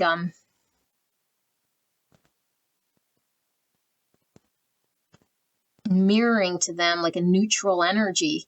But even then, it's like they don't know how to bring down that authentic self.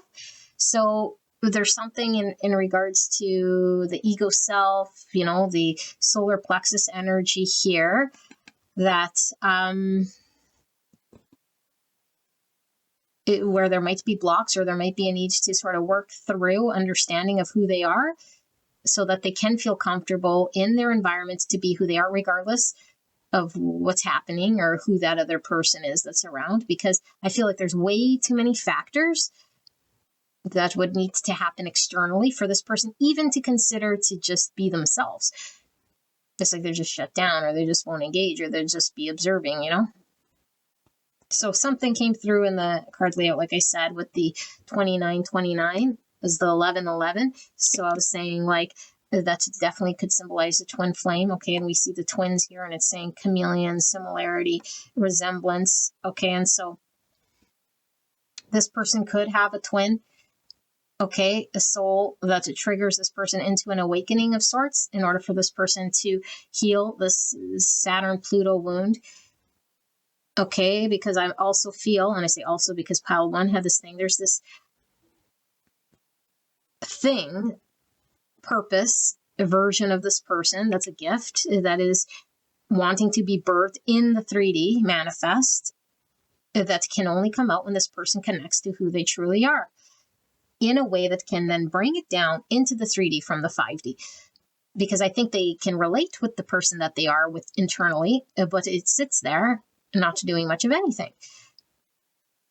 And so can we manifest the 5D version of self in the 3D without shame, without judgment, and with full acceptance and with comfort? Because there's a lot of discomfort this person feels. They almost feel fake.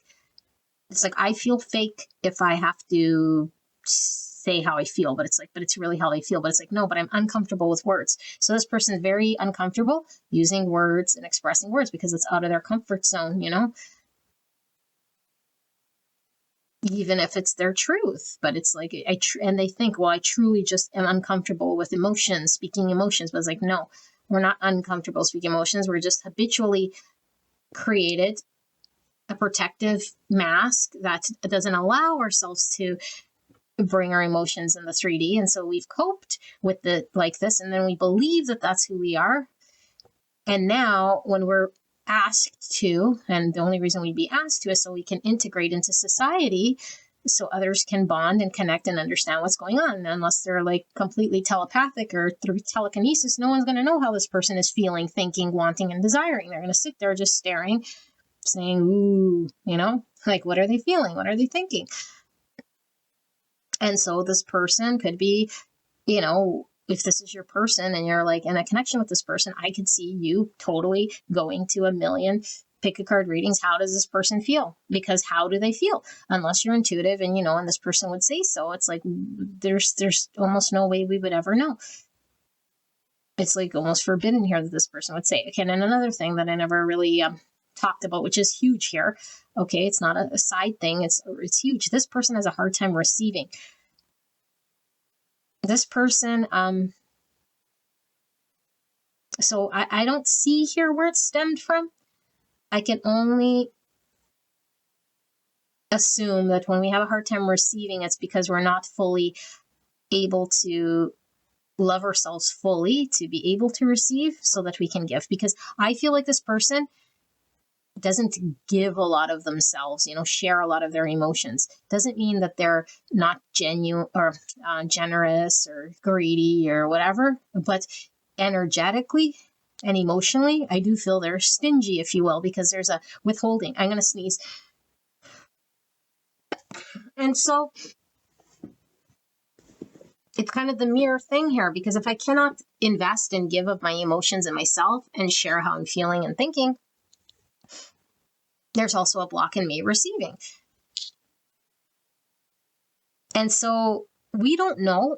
Yeah, there's a block in receiving, and we don't know how blocked this person is in receiving, because we could give compliments, gifts, love, whatever, okay, to this person.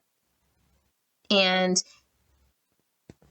it's almost like we don't know whether it's being absorbed or not. So we could just say they're a taker.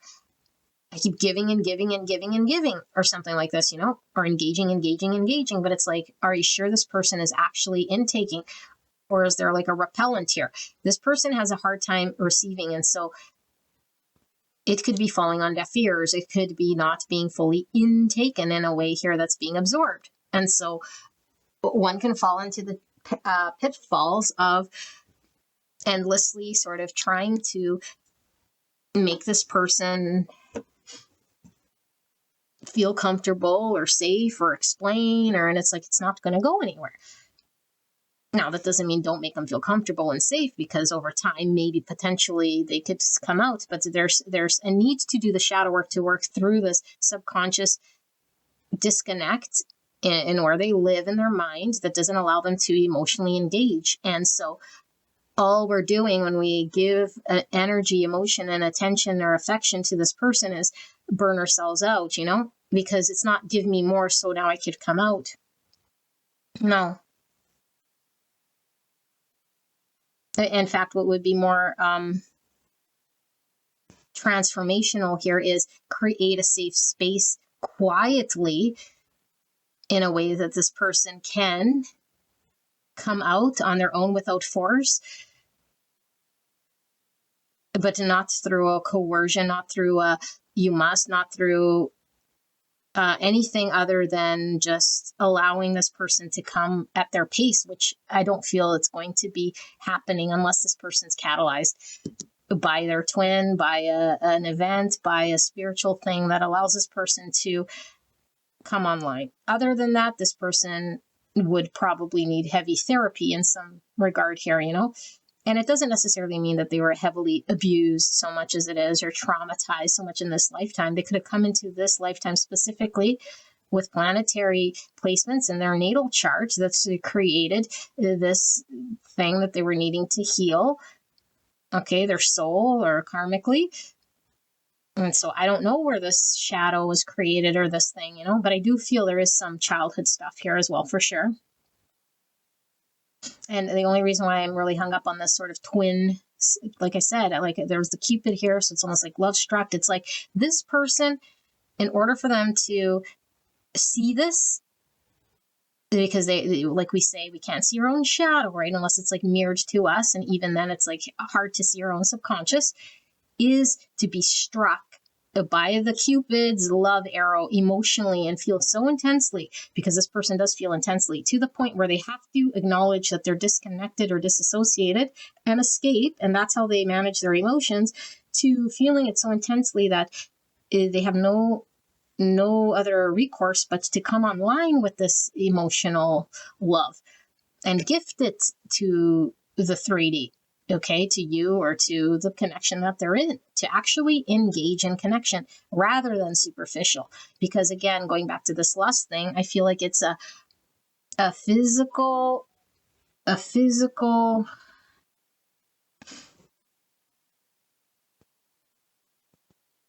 motion until we can fully connect. It's a physical motion until we can be present. It's a physical motion until we can invest emotionally through a way of really connecting with ourselves, and then allowing us to embody into the 3D and then share with other. Then it's just like motion. And so having physical intercourse with this person could be quite just motions, or this person could be just kind of superficial in their wording. But I also feel this person's not going to say anything they don't really mean. So if they are saying superficial things, it's like that's the capacity. It's very surface.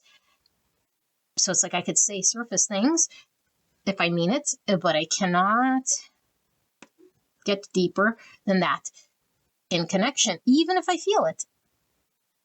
It's not because I don't feel it. I feel it, all right. Like this person feels very deep. And then they take all that and then they channel it through disassociation, fantasy, whatever they're using here. And then I think this person uses the excuse, if you will, that this is how I am or who I am, or this is the independent self, or this is the version of me that has freedom or is authentic or is whatever. But again, that's the shadow, because it's like, no, That's the protective self. That's the self that's created this mask. That's the self that underneath has a lot of emotions that we're not allowing to come online because we might be judging the way that those emotions are, in a way, with this despicable face that we're saying is not allowed to come online as a way to protect. So, Spirit, clear and concise message for the greatest and highest good of pile number 2. I don't know if I said pile 1. Pile number 2. Clear and concise message for the greatest and highest good of pile number 2 and this person that I'm channeling and their shadow self. How is their subconscious shadow coming through in this connection or in connections in general, impacting this person's connections? How is the shadow for pile number 2, this person that I'm channeling, how is their shadow impacting connections? How does it manifest in the 3D? And why? We have the 10 of Cups, fantasies, idolization. This person feels very, very deeply. Remember, so there's heavy water here. 10 of Cups. So the Dove. The 5 of Wands, there's the inner conflict. So I feel deeply, and it sits there, and it sits there, and it sits there. Clear and concise message for the greatest and highest good of pile number 2. Please protect me and the viewer as I channel this message for the greatest and highest good of pile 2. We have the Queen of Cups in reverse, more cups, 8 of Cups in reverse. Why is this 5 of Wands here? So we have Cancer, Scorpio, Pisces with the Queen of Cups in reverse, a block to emotions. And then we have the King of Swords up in our head. Gemini, Libra, Aquarius. Why is this 5 Wands here?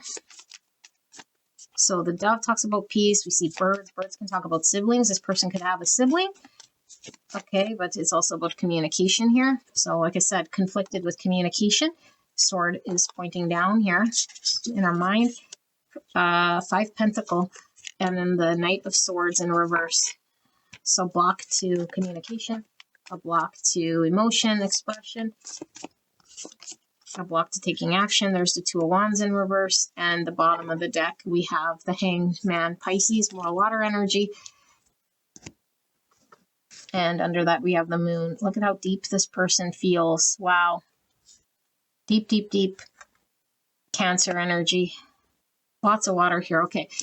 And then we'll pull these. So let me sit here with this energy and see what we channel.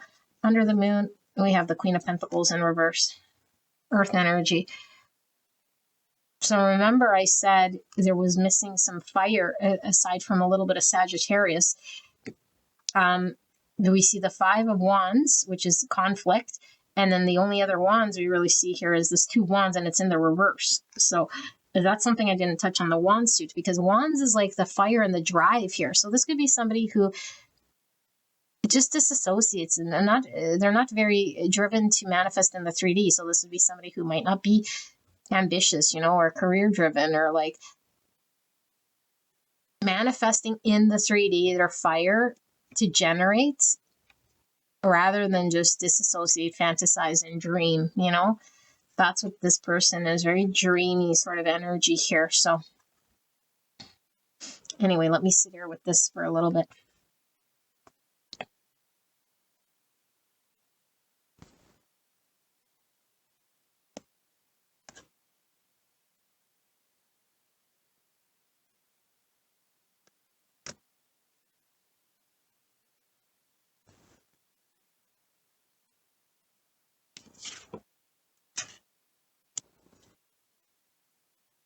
Okay, I have questions around this Queen of Pentacles. Interesting, because I had a question around the Queen of Pentacles in the last reading, pile number 1, but in reverse here. Because the Queen of Pentacles in reverse could be somebody who is like really dependent on a resource, okay?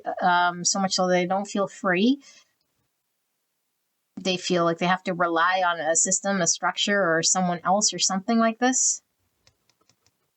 So this person could be reliant on a setup right now, and because of their sense of needing to be independent and free, this could be a reason why this person might feel stuck.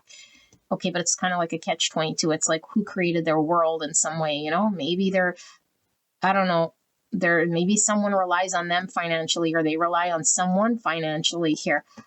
Okay, that's coming through for some of you guys, but that's just sort of a side note. Big messaging okay, or the bigger message, I should say, is this person feels very, very deeply. There's a lot of fear here, though, really, okay? This is all sitting in the subconscious. This is the type of reading that we're doing. And so this person sits with their own emotions inside themselves, in their mind, completely conflicted, and it has nowhere to go. Nowhere to go. I can't come forward and just speak my truth because that would be confronting things. Remember, I said this person is non-confrontational and kind of just, other people would just say, oh, they just go with the flow and they're easy with this jellyfish. They just kind of go, but it's not like someone who's like I was gonna say a blowover. What's it called? Someone that you could just steamroll and just not like, no.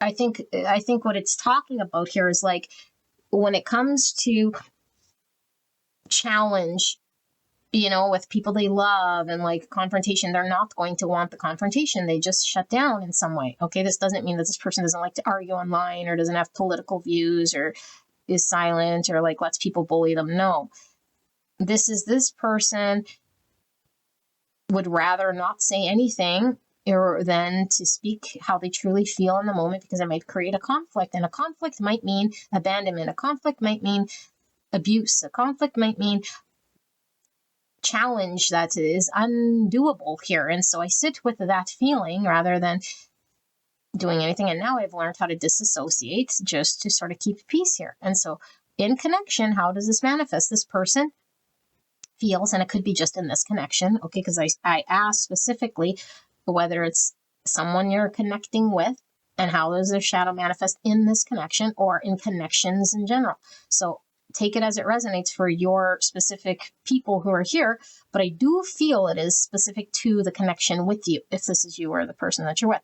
There's a fantasy of an ideal experience here. So there's a lot of love that this person feels emotionally, and it's nowhere because it can't be expressed, and they feel like it's dead on the vine in some way, because it's like I cannot do anything with the way that I feel, and because feelings are felt inside, but they sort of sit there detached in some way, disassociated. They sit in my mind, but I can't take action or speak on these, and so then I feel out in the cold.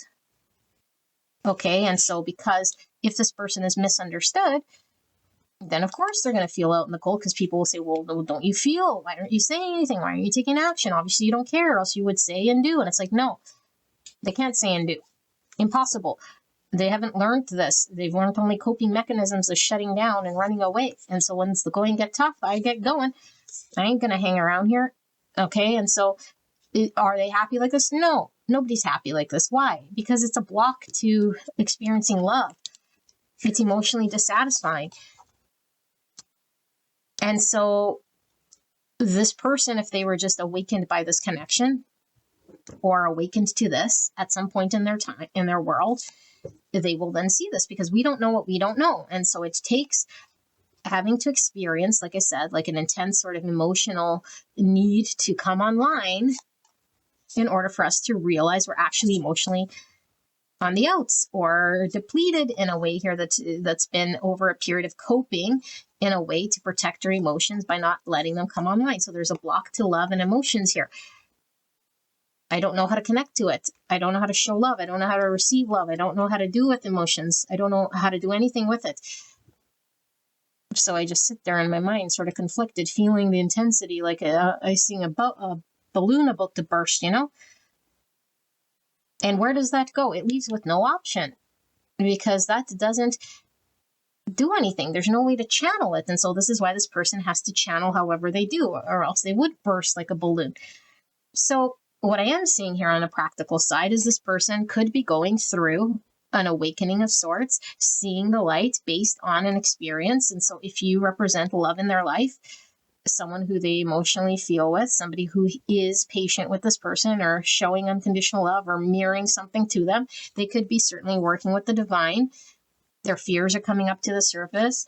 Their subconscious is coming through as a need to deal with their emotions and see themselves from a way that they might have not have been able to in the past. Okay, and so I don't know if you're going through any mirroring, because like I said earlier, there was a lot of this twinning happening here. And so it could be that you're working through dependency, or maybe you're working through unconditional love or opening your heart space or something like this, because these connections are usually heavily mirrored. Okay.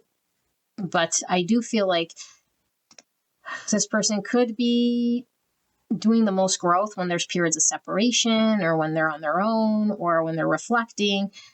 Because again, this person with this isolation, I do feel like this person might like to, like pull away and reflect or do what they got to do internally. So one thing this person definitely doesn't like or is easy with is pressure. It's like arguments create pressure to say things. If I get asked, bombarded with questions, it's pressure because I can't answer it. I just shut down. It's like I don't have the answer. I just feel conflict, and I feel like I'm being charged upon or like threatened. Meanwhile, we might just be asking them, like, because we mean well. Like, I want to know how you feel, so I know whether I got to give you more, or I got to give you less, or I'm making you uncomfortable, or whatever. It's like the uncomfort here is when they have to be expressing their emotions. This person, it doesn't feel comfortable in this, doesn't know how, and so they would not like pointed questions. They would feel very threatened by just basic, how are you feeling? I need to know. Tell me this. Guarantee me that. It doesn't work with this person. But they are in this process of like shifting something here. But let's see. So Spirit, what have I missed in regards to pile number 2, this person here, this person that I'm channeling regarding their shadow self, is this subconscious that is manifesting in connection. What do we need to know about this person's shadow self and their subconscious that comes through in connection? What do we need to know? Clear and concise message for the greatest and highest good. Actually, I do want to see what this Queen of Pentacles is. I'm sorry. Let's just, because I'm not sure what it's symbolizing there, but let's see. Spirit, why is this Queen of Pentacles in reverse here?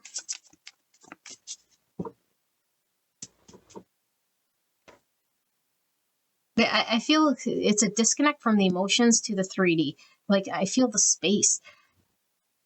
It's very much like the emotions sit in that one version. Okay, the parallel universe, like I said. So there's the version of my mind that sits there in escapism, in fantasy, idolizing maybe what a relationship could look like and would look like, but it sits in fantasy, doesn't go anywhere, and it doesn't get grounded. I don't make it a reality. I don't bring it into the 3D. I just sit there feeling what I feel, disconnected, and that's the extent of it. But let me see. Why is this Queen of Pentacles here? In the reverse, the 5 of Swords. Yeah, it's a self-sabotage here. Okay, Bird's all about communication. The 2 of Swords is about indecision, stalemate. Carrying like 2 sort of truths, but we were not knowing which one to act upon, so we don't do anything here because there's 2 opposing views or things that don't necessarily jive. And then I sit here with this 3 Swords energy.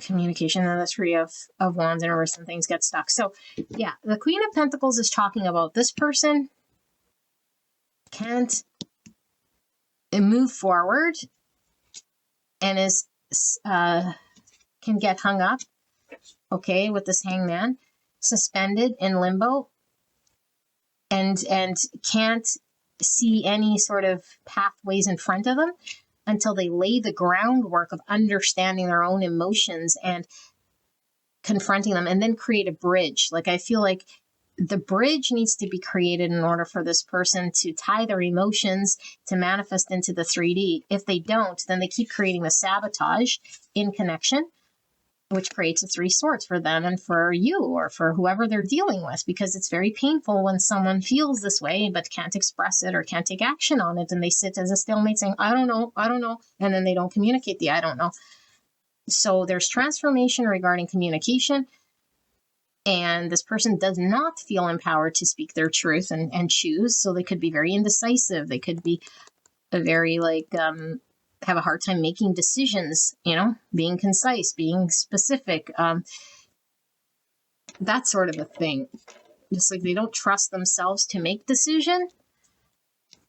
All right, so let's see. What else am I missing here for pile number 2 and this person? This person I'm channeling in regards to their shadow self. What are we missing here? How is it manifesting in the 3D? 2 of Wands, now in the upright. So 2 Wands is all about being at a crossroads and having to choose from the comfort zone or the path that leads us down different experience that would require different decisions. Oops, also fire energy. This one was flying at me. 6 of Swords, moving forward from a 5 Swords and having to deal with our baggage in order for us to be able to be mobile so we can move, and not feel stuck. 9 of Wands, more fire. So 9 of Wands could be the wounded warrior that is very resilient, but could be quite defensive. 9 of Swords, anxiety up in the mind, the worst thoughts about who we are and maybe what has happened, because those are anxiety thoughts. The past and the present, everywhere but past and the future, everywhere but the present. 4 of Swords in reverse. There's that instability. Okay, like it's very much, this needs to get grounded in our truth and heal this Empress energy. Okay, this is this receive energy. This is all about giving and receiving love, being able to be open in the heart space, connected to our emotions. That's the mother wound here.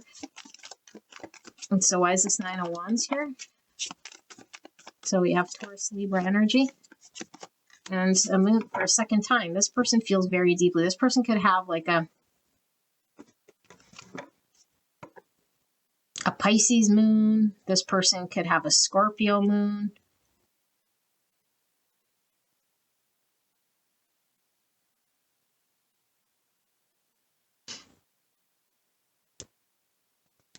Like the Pluto in their moon.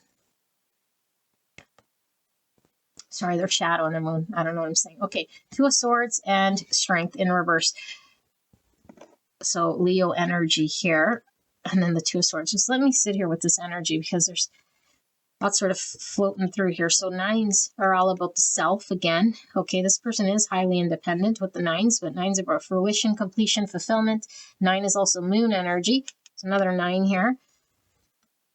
99 is a master number, being the change you wish to see and helping humanity to release what no longer serves. Remember, we said change is the only constant. There's something here about releasing something in regards to comfort zone.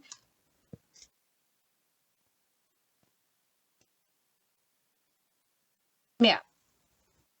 Okay. This person is really held back and very fearful of, and they wouldn't call it fear, okay, but they're just held back because there's a courage within them that would have to come online in order for them to make different decisions, to choose to move beyond what they're used to doing. And what they're used to doing is sitting in their minds, mulling over. There's a lot of anxiety and a lot of thoughts, and it sits there, burning and turning.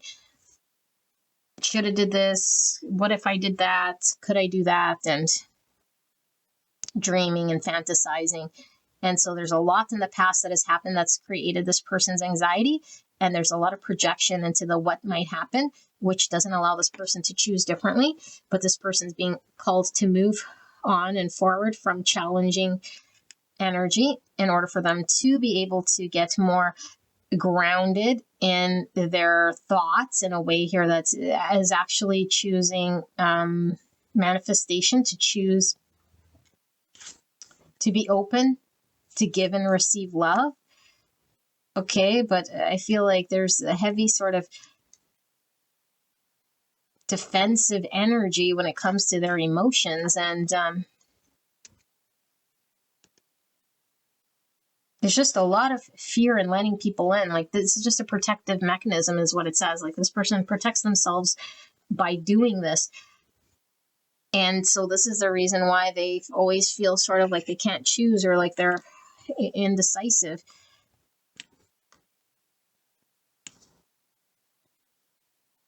They just held back here. And I also feel like it's a lack of confidence with all the lack of fire in their ability to execute and perform. And so they'd rather just not do it. Like when it comes to emotions, Page of Swords, again, in the mind. So they're more comfortable in the mind. They're not comfortable in speaking their emotions or receiving love. And so I just sit where it's comfortable, and then I create this sort of stalemate. And so it could manifest as this person getting very defensive when they're being called to implement or take action on, either through words or action on their feelings. And then they just retreat.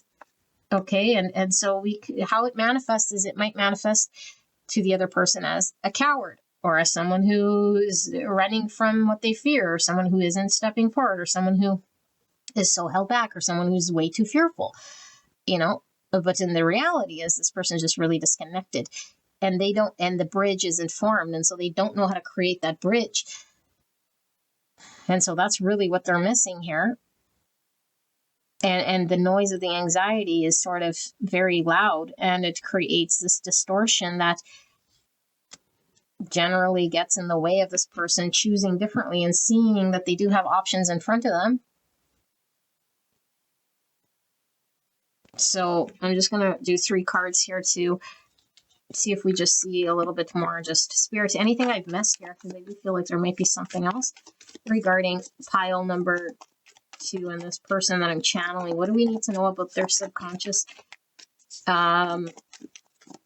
shadow that is getting in the way of happy connection, or this person being liberated or free to engage? Why the 2 swords? And what's with this bridge? And what are they? What are we seeing here? 5 cups. Yeah. All right. 5 pentacles. Woe is me. 8 of pentacles. Ace of cups. Queen of wands. Sagittarius. Leo, Aries. What's under 5 cups? The King of Wands. King and Queen of Wands. Oh my goodness. So now we have the power couples here. Okay, but the King of Wands is in the reverse, the masculine. So this is a lack of confidence, and I don't care how it manifests in this person's world. The confidence with the strength in the reverse and the King of Wands in reverse. This person, and with the solar plexus energy, I feel like this person definitely has an egoic understanding of an identity, of a belief that they use, to protect themselves. And so this person isn't confident enough to go after it. And the more attractive their person could be, the more confident and the more embodied and successful and to do their person in a relationship is, the more intimidated this person is, because they don't have a plan, because they don't know how to create the bridge from the emotion out the mouth, out the hands, and out the legs, and take action. Like, words need to be embodied, and they come, but it would be thoughts and emotions, and then it would be taking action, and then it would be words, because words would be the last thing sort of to come online here. And so I don't know that this person's even taking action on their feels at this point, And so 5s are all about change. This person's world is going to be reflected to them by a disappointment, being out in the cold, missing out, feeling disappointed, looking back on missed opportunity, specifically if they come in contact with a person who highlights or matches them, or is their twin, or shows them some sort of value, or gets them all fired up. And then it's like, I didn't do it. And so that's the only way for them to see their shadow, because they're being called and driven to deal with it, rather than just live disassociated and fantasizing and being okay with that. It's only when we experience disappointments do we have to create shifts and changes here. And so this person will be in a position where they're going to have to do the work. And this work is in regards to their own emotions.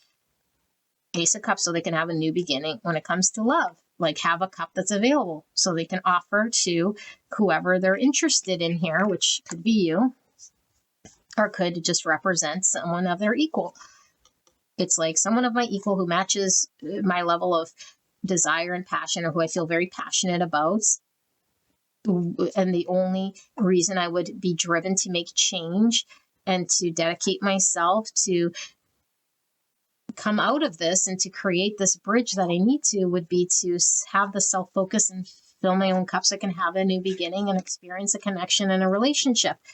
But it would have to be somebody of my equal. That's the only way that I would ever really come out of this thing. And so I don't know if there has to be disappointments or losses here, experience. I mean, I say I don't know. I do know there has to be disappointments and losses here, unfortunately, because this is how we learn. We suffer enough, like Eckhart Tolle says, sometimes you got to suffer before you decide to make the change. And if you just suffer a little bit, it never drives you to make the change, because everyone can handle a little bit of suffering.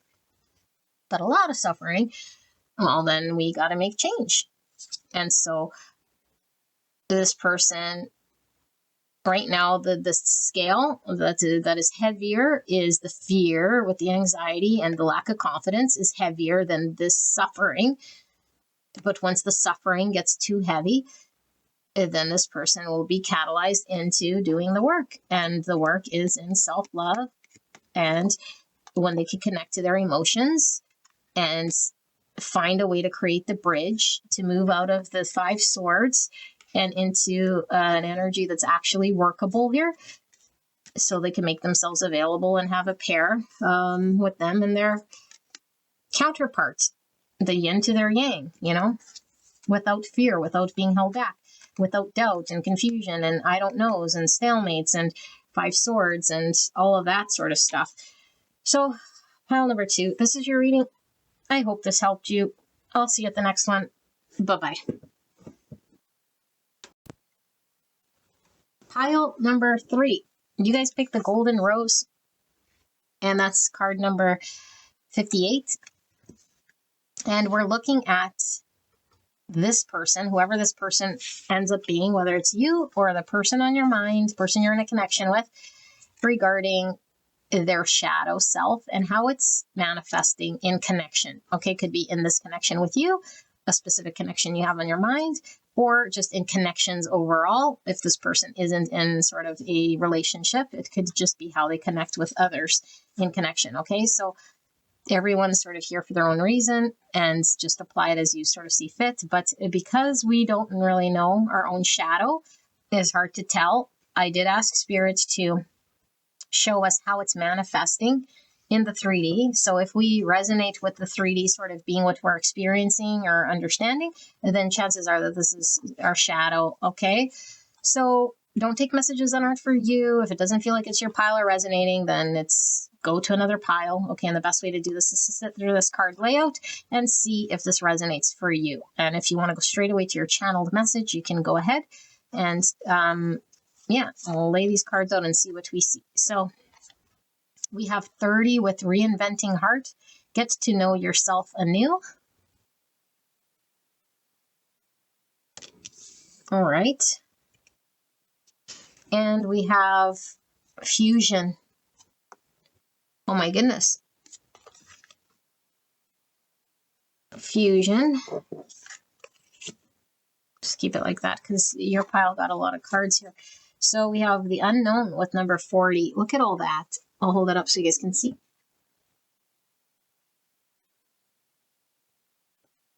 So this is the number 4, which is Aries and Scorpio energy, but 4 is all about foundations and structure, stability, planning, problem solving, and material reality. So what do we see here? The intuitive eye, see a lot of snakes, which is all about healing and shedding. Reinventing yourself anew, or it gets to know yourself anew. So that's a lot of that shedding here. Queen of Swords and the Queen of Hearts, which is the Queen of Cups. And here we have Scorpion and the Scorpio. So watery energy here as well. An owl, which you could talk about the wisdom. The fire here with the fairy. Unknown, okay. So I'm getting High Priestess as well from this. Some Pisces, some Scorpio, and some Gemini, Libra, Aquarius.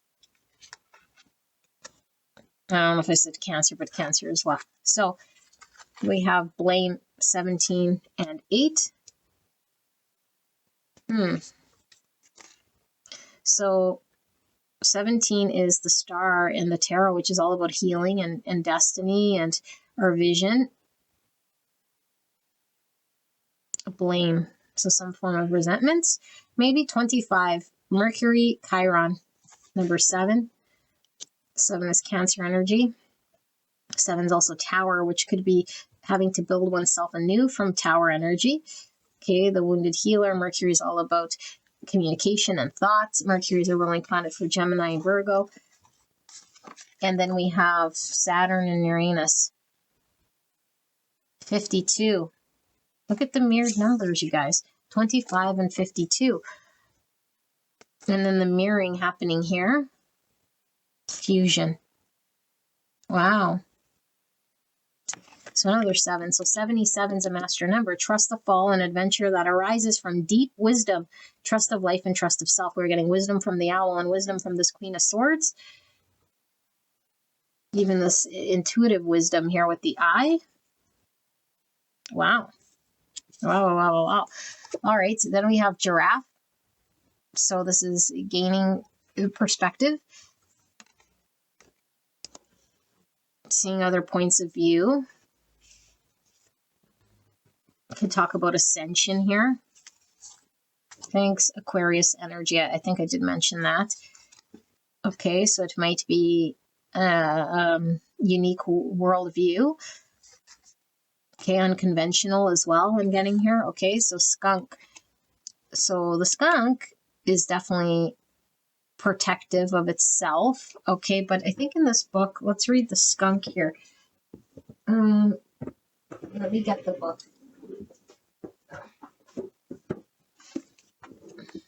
Let's see what, no, it's not alphabetical, so we gotta see by pictures and telekinesis where it is in this book. So it's kind of over here.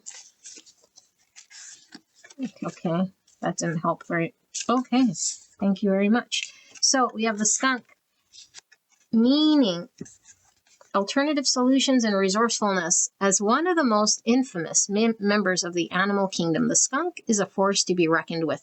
Armed with a smelly spray that can drive away even the most aggressive predators, the skunk knows how to get and keep what it wants.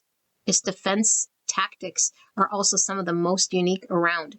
If skunk energy is present to you, too, could benefit from tapping into your resourcefulness and finding a solution through innovative means. If you pull this card, it's likely you've been trusting your tried and true methods to solve a problem.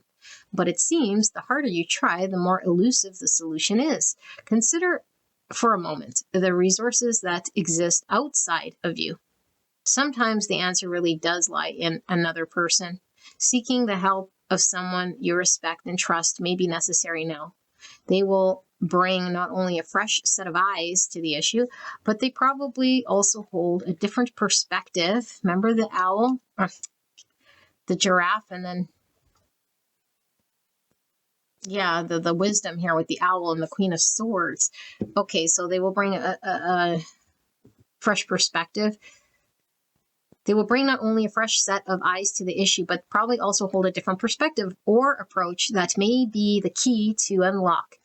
It may simply be that you need a sounding board, someone who can help you get in touch with qualities or tactics you possess that you hadn't thought of yet. Alternatively, it could be that you need to step away from whatever it is and give yourself some time and space to think about what it's at without actually engaging with it.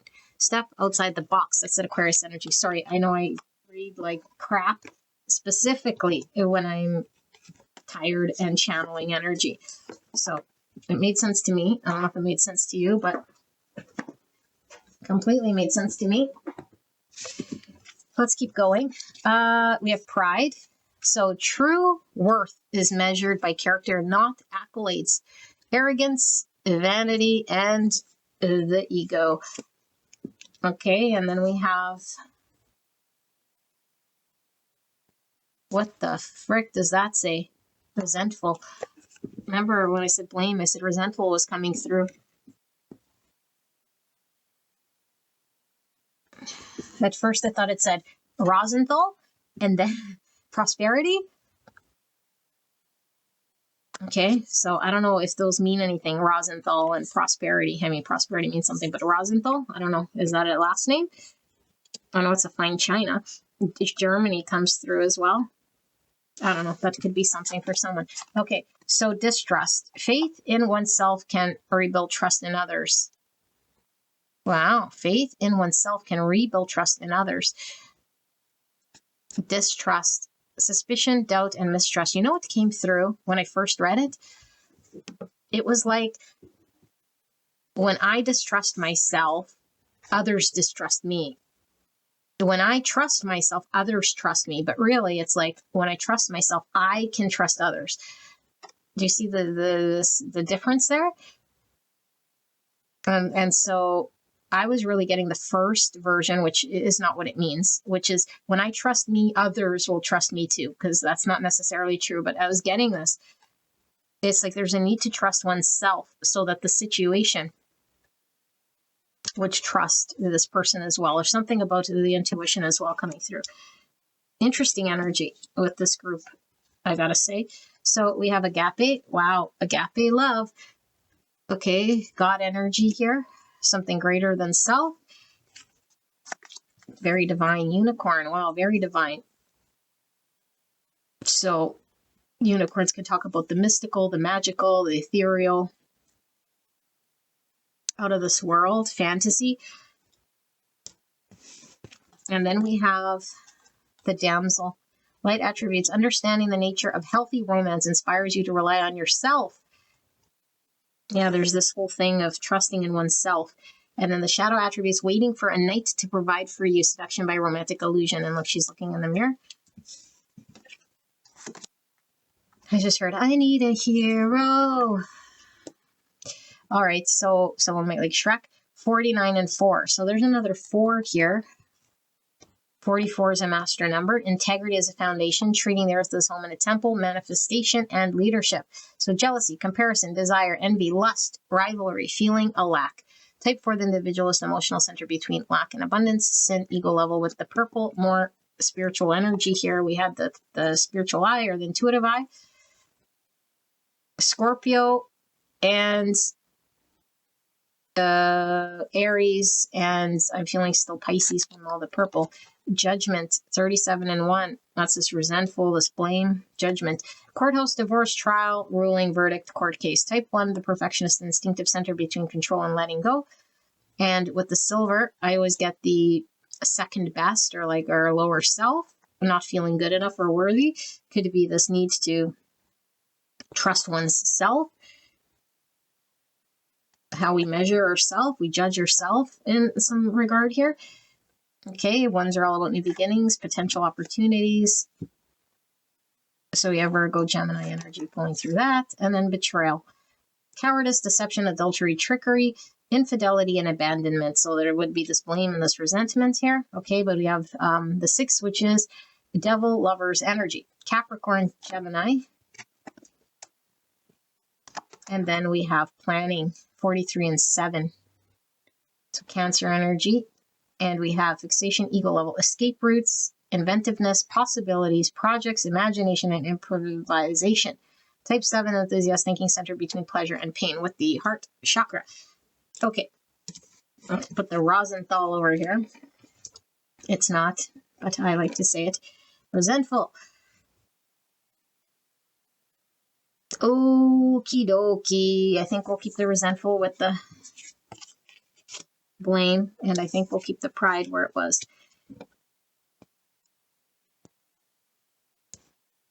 Ugh, fuck. Sorry. I don't know why I'm get funny with where they're at, but I'm funny with where they're at. Let me just arrange this. You guys can skip ahead and then I'll start to channel when I feel like we are ready.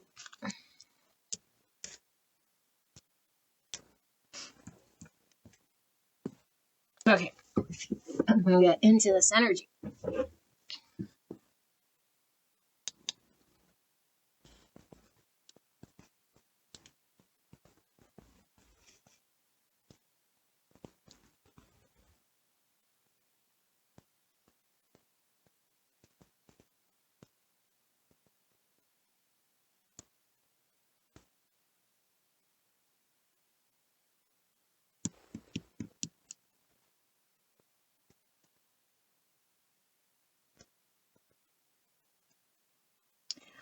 Okay, pile number 3. I do feel like this is your energy, but it doesn't have to be. Take what resonates for you, but I don't want to waste your time. And I do feel like it's your shadow, and I do feel it's in regards to what you're experiencing and a connection here. But we're going to say how does this shadow sort of manifest in the 3D in your connections, okay, or this person. If it's not you, then it's the person you're dealing with. You apply it as you see fit.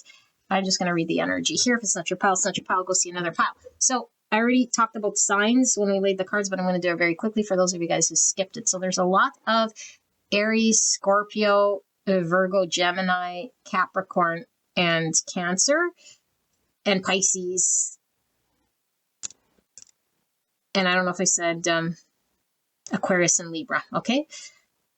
In this pile. Yeah. So then we'll do the tarot too. But what I wanted to say with the tarot, which I said with all the others, is I was called to grab the Midnight Magic Tarot, which I didn't show at the beginning as well, for another layer here of tarot. So we'll do 2 different tarot packs for the readings, because Spirit loves when I invest my whole day doing readings. So this person's energy is learning big lessons here, okay? And I feel like really this person's shadow has been shooken up here in order for this person to see their shadow and heal and deal with their shadow. What is this person's shadow? How other behaves or engages with this person, which I'll call you, okay? You can flip it. If it's not you, it's not you, but no, I'll just say this person. I don't know. I'll keep it consistent. If I do switch on you, I'm sorry, but once I start channeling, it just sort of changes and I don't want to confuse you. This person is very sensitive, okay, as most people are, but it's like when there's rejection, when there's an experience that we do not like, and we're supposed to learn from it, okay? And so this person's experienced something they do not like. And what is it? Most likely rejection. And so there's a lot of this, I need to be approved and loved by other because of the energy I carry from within me, which is a shadow, by the way, that I need to resolve, that tries to get my own self-worth based on whether another accepts me and approves of me and does all the things that I feel that that other person should do for me. Okay, but 1, nobody owes anyone anything. 2, this whole experience has nothing to do with another person so much as it is a spiritual journey of undoing shadowy traumas, stuff in the subconscious that is needing to get healed. And so Spirit is putting in front of this person a mirror, using whoever they can, however they can. It doesn't really matter. It's irrelevant who. Okay, but Spirit, God, needs to get the outcome that God needs. And God's outcome is to have the highest and greatest good for this person. And God knows to use the most effective way and means and person, which means if it means using someone that pile number 3, this person that I'm channeling is going to be most impacted by, then that's the person I got to use. And so maybe pile 3 is like, okay, pile 3 of this person that I'm reading is like really attached to a certain person where they sort of lose themselves, and they could lose themselves very easily here. And when we lose ourselves in someone else, we're not really healing, and we're not really ascending. We're sort of just melding into another and losing our sense of self in some regard. But then when we can't meld and we don't feel safe, or we feel rejected, then our whole world gets sort of flipped upside down and disorganized, because we start to feel anger, jealousy, resentful, blame. And so there's feelings of feeling jilted. Is jilted a word? You know, it's like, I feel done dirty, or I feel like I want other to make me feel a certain way, and when they don't, I feel let down or disappointed. And so what the whole purpose of this person experiencing a mirrored connection is to work through egos, which are really stemming from this idea that they have of what relationship means and what connection would mean to them, and how a connection or relationship would prop up this person or make this person appear. And it's like, whether a connection or another person is present or not present, this person's energy should not morph. You know, this person's energy shouldn't morph based on who's around and who's not around, because I feel like this person's energy would morph. It would like meld into like another, and you know, like Hollywood has a lot to blame with this. Is like, I get lost in you, and it's like, I completely lose my sense of identity here, and we're like one being. And it's like, well, we first have to find our sense of oneness within ourselves. And so this person is having to learn about their self-sustaining oneness. And the only way that they could kind of cultivate that feeling of full self is to work through the initial feelings of resentment, anger, disappointment, rejection, and disappointment. Sorry if I said that twice. Jealousy and judgments that this person is making. Because right now there's a lot of judgment around what other is doing and why other's not making me happy, or what other can do and what other hasn't done, and feeling betrayed by someone else's action or their lack of thereof of their decision and what they're doing. And so if we're too preoccupied with what other is doing, not doing, has done, didn't say or didn't do, or rejected me or did that and the other, and then that's the only world that I'm focused on, how other is showing up, how others behaved in connection, then one can forever be in that trap, never healing, and then saying, well, I'm not as mad today, or you know, if this person comes around, or if this person says, sorry, now I feel a little bit better, so I guess I'm healed now. It's like, or if this person said sorry, it's like, no, it's actually deeper than that. It's not, it's seeing why we're angry or upset to begin with. Because feelings are fine to get angry and upset, okay? That's a natural part of human nature to feel these feelings. However, the only reason we would feel angers and jealousies is when we have unresolved shadow aspect. And so we normalize getting angry, or that this person owes me this, or that this is normal, that this person should do that, and that this is a healthy relationship, and that I should be exalted or appreciated, or they should do this. No. There is none of that. This is all about truly seeing the reality from the aspect of God's self. Okay, God is coming through saying, I'm an extension here that's powering through you. Okay, so we're all extensions of the Creator. And so God love is the purest love. There's nothing purer than the God love, agape love. It has no conditions. It has nothing except for just pure, unconditional love, truth, as it is. That is what this person is learning about.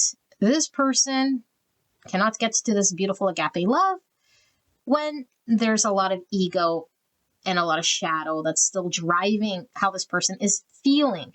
And so this person can feel how they feel. That's allowed. They shouldn't resist or fight it. They need to acknowledge it. However, this person, it needs to see that what they're feeling here is actually stemmed from a shadowy part of themselves that needs to get looked at from within themselves.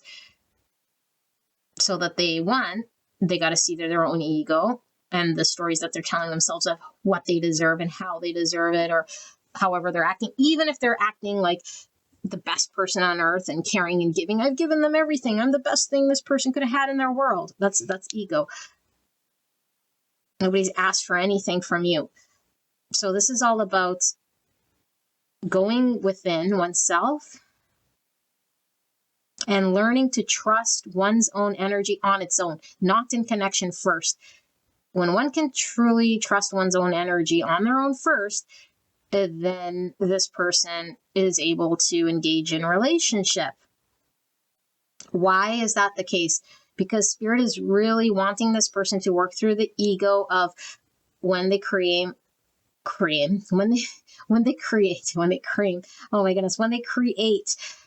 blame and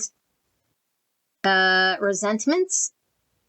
Because unless we see through this ego, we're going to keep perpetuating in this universe blame, resentments, judgments, jealousy, and feel betrayed. That will never go away unless we do the work. So this person is being called to ascend, okay, because most people stay here in this sort of human level of this person upset me, I got triggered, and very transactional. This person is on a spiritual journey of ascension to see from a different perspective that many perspectives are actually true, even if we agree with them or not with the ego. It doesn't matter if we agree or don't agree. Everything under God's law is true from that relative perspective. This person's truth is true. This person's truth is true. That person's truth is true. And all of it is true. It all creates the one. But this person might say, no, my truth is true. And this person's like, no, my truth is true. It's like, no, they're both true according to God's truth. Like the perception is within the universe. So it stands within its own truth. Okay, relative, of course, because God's truth is only one truth, which is the clear, objective truth without distortion, without ego, without pain, suffering, trauma, and filters and all that stuff. So only God knows the ultimate truth. Nobody can know ultimate truths because we all have the veil of what we've experienced, the veil of making judgments, the veil of carrying resentments, blame, and disappointments. However, what we can do is rise above this, which takes a great big spiritual person to do, and see beyond the blames and the resentments and the judgments that we are doing, because we can only control this. We can't control what the other person does, whether this person lies or cheats or comes around or doesn't, or is rejecting or is acting this way or that way. We can't control the other person. And we can't say, well, I did everything, or I got to do that, or or they need to do this, or this is what needs to happen, or no, none of that. The only thing we can really do for certain, is see your own ego, which is, the ego is blame, the ego is judgment, the ego is resentfulness, the ego is jealousy, the ego is pride, the ego is feeling like rejection. That's all ego. So that means it's all illusion and fantasy. So we can hang on to it and feel suffering, or we could see beyond it and get wise. So this is all about the intuition, seeing beyond the ego to see the greater truth, that perspective exists within a small mind, but a greater perspective can see this and beyond it. Because once this happens, this person heals and this person creates a new version of themselves. So this person is creating a new version of themselves through ups and downs, challenge and tribulations to find the gold version of them. Because right now, there's a silver version of them online. Okay, and they might not say, well, no, I don't feel like I'm second best or second class, or, they might feel they deserve the best here with this pride and this ego, but really they're acting out of silver.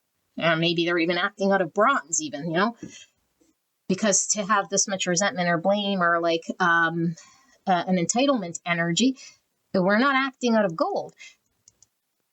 Gold is to be acting in the most highest state of agape love, which is unconditional love.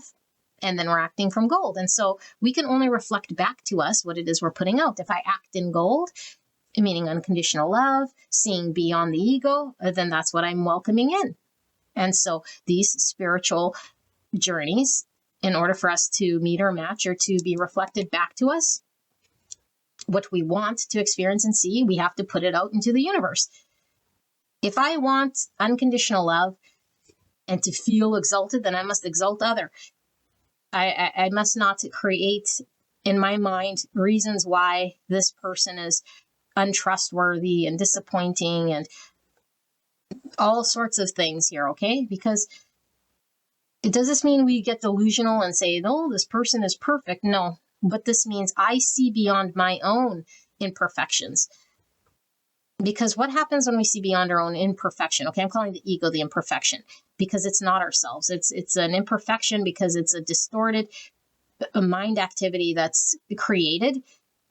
Okay, it's created over a period of time. It's created over conditioning. It's created over programming. It's created as a protective mechanism. It's created here as a crutch. And if we don't realize that we have this and we engage in relationship and in the universe, we keep having this ego acting subconscious, feeling disappointed, saying certain things, having certain expectations, and then getting disappointed, and then seeing others as betraying and not trustworthy, and all of this stuff. Meanwhile, if we see beyond our own ego, see through it, see the distortion, see that it's untrue, see that it's just a mind activity that's empty, that we can either hang on to or let go, and by seeing through it, then we could see through other ego. And so everything becomes more clear with other when it becomes clear with self. If we find other very confusing, if we find other disappointing, if we find other creating all sorts of havoc in our world, rest assured we still haven't seen through our own ego. Now, does this mean that other person isn't going to be acting all sorts of ways? They may act that way, but we see through the ego. And so it doesn't impact us the same way. We don't get triggered, disappointed, sad, rejected, feel betrayal, hang resentments and blame and jealousy and judgments. Like all of that stuff is the heaviness. All of that falls away. And so we might see someone acting in the same way because their actions haven't changed at all, but the impact in our world is completely different. It's like I don't feel the way I used to. The intensity falls away. The understanding is there. The love is different. Okay, and so why this person has all of this shadow, like how it stemmed about, I feel is just through a period of past experience, disappointments, beliefs, and understandings. And we can carry that for a very long time. And it takes a while for us to even see our own ways of being that's creating this heaviness. And then it takes more time for us to undo it. Like we could see it there, but the more we sort of sit with it, the more it becomes visible to us, you know?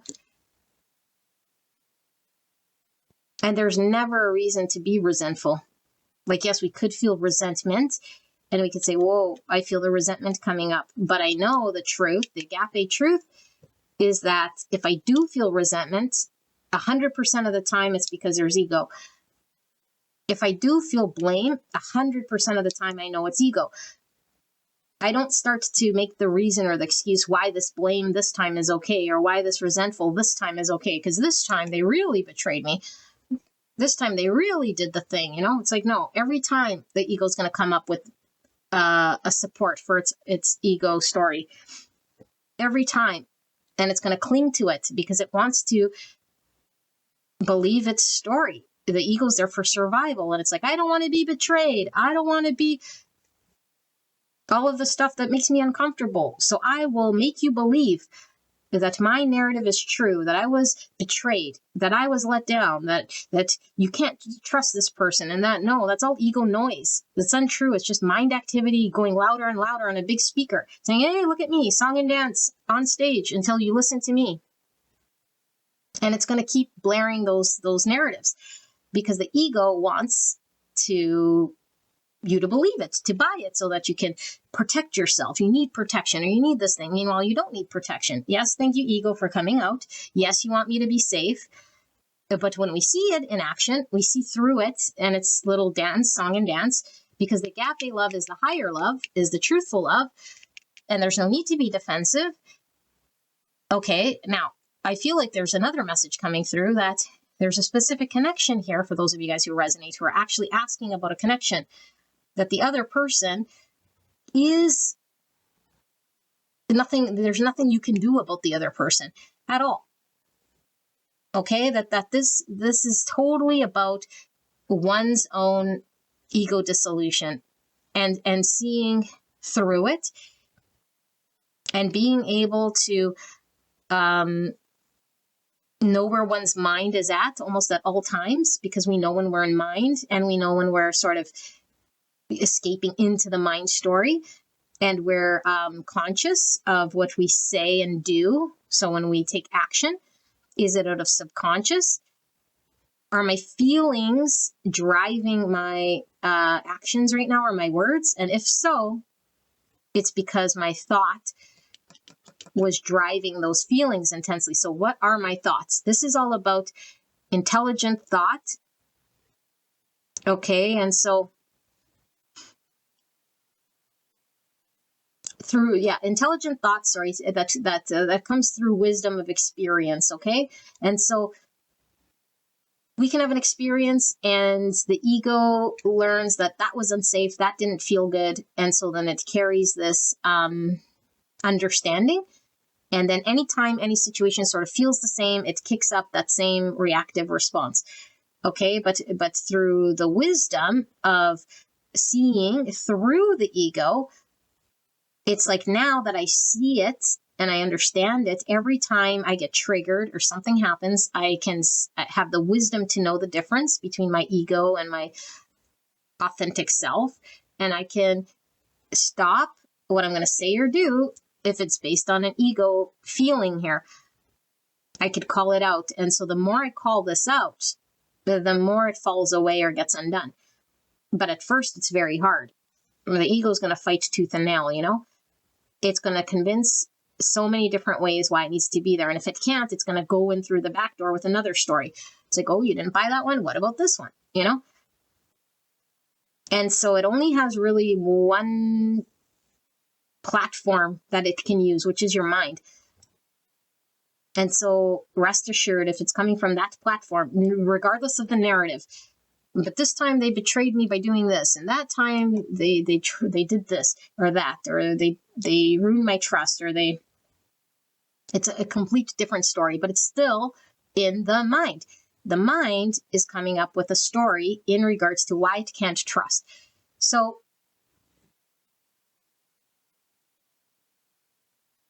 yeah, there's definitely a need for self-love and self-sufficiency, and not to lose oneself in other or find identity in other. That the only way that I am whole and complete is through relationship or other, or someone else showing me my value. And when someone shows me my value, then I'm worthy, then I'm feel whole, then I feel safe, then I feel, it's like, no, we could feel all those things without another person. We could feel safe, secure, whole, complete, strong, independent, loved without another. We can. But how do we do it? We have to see through the ego, and we have to reinvent ourselves after we see through the ego by allowing the true self to just come online naturally without doing anything. We don't have to force it.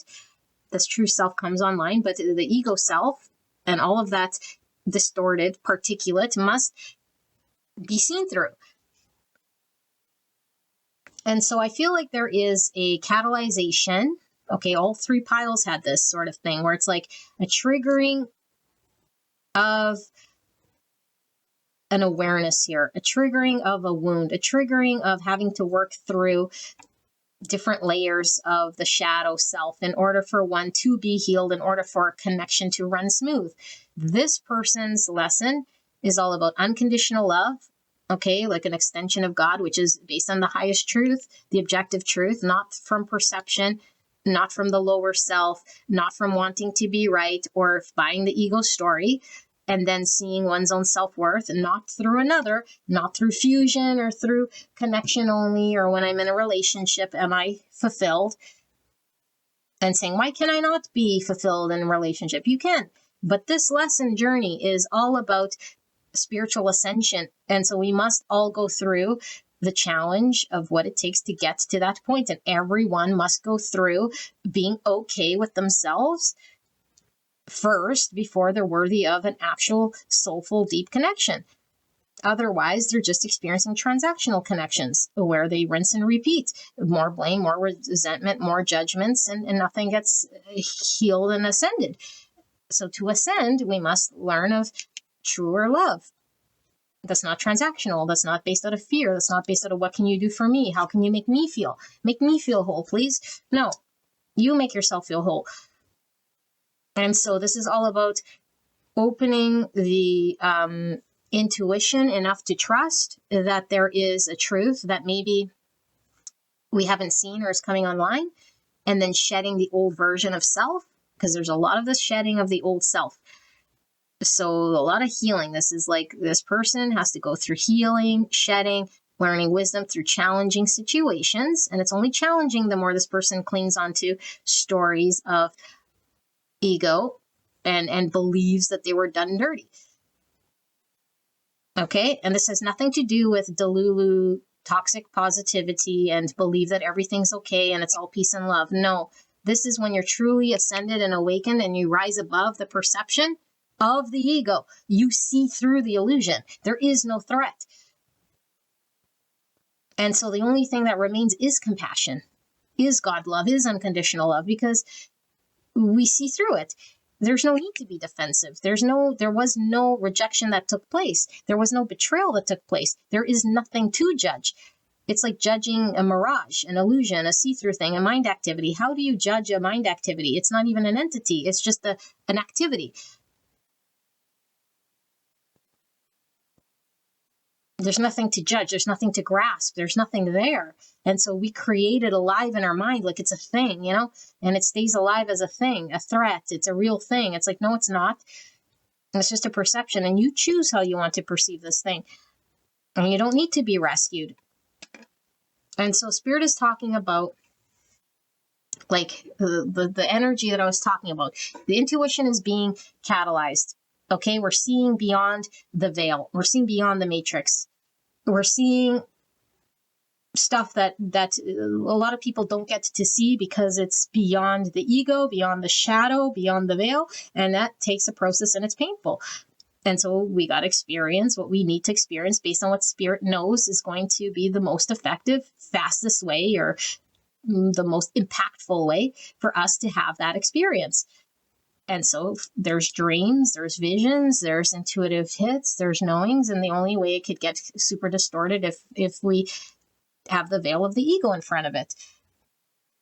And so I feel like we're really learning about the heart space, and the more the agape love, which is all about God love and unconditional love, is present, the more there's progression and planning towards harmony. Okay, because I feel like the groundwork is the planning. And the groundwork and the plans only happen when the tower happens after the tower. So there's tower energy, which is the deconstruction of all of the turbulency that's creating an environment that we can't build on. We can't build on defensiveness. We can't build on when someone feels rejected. We can't build when someone's blaming. We can't build when someone doesn't trust. We can't build when someone still has ego or expectations or entitlements. No, there's no building. And so Spirit's saying, I'm guaranteeing you a build of a connection.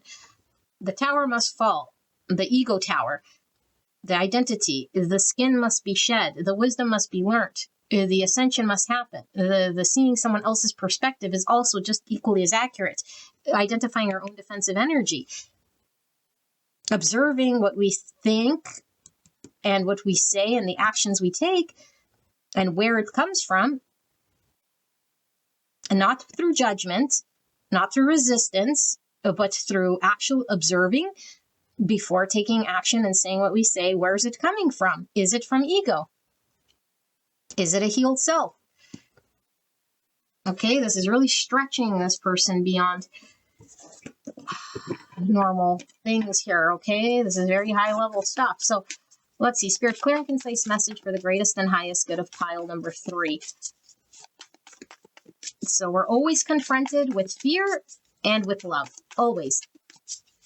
Okay, and so fear is listening to the ego. It's like, it really like sells that story, you know? This person did this, and I'm going to be like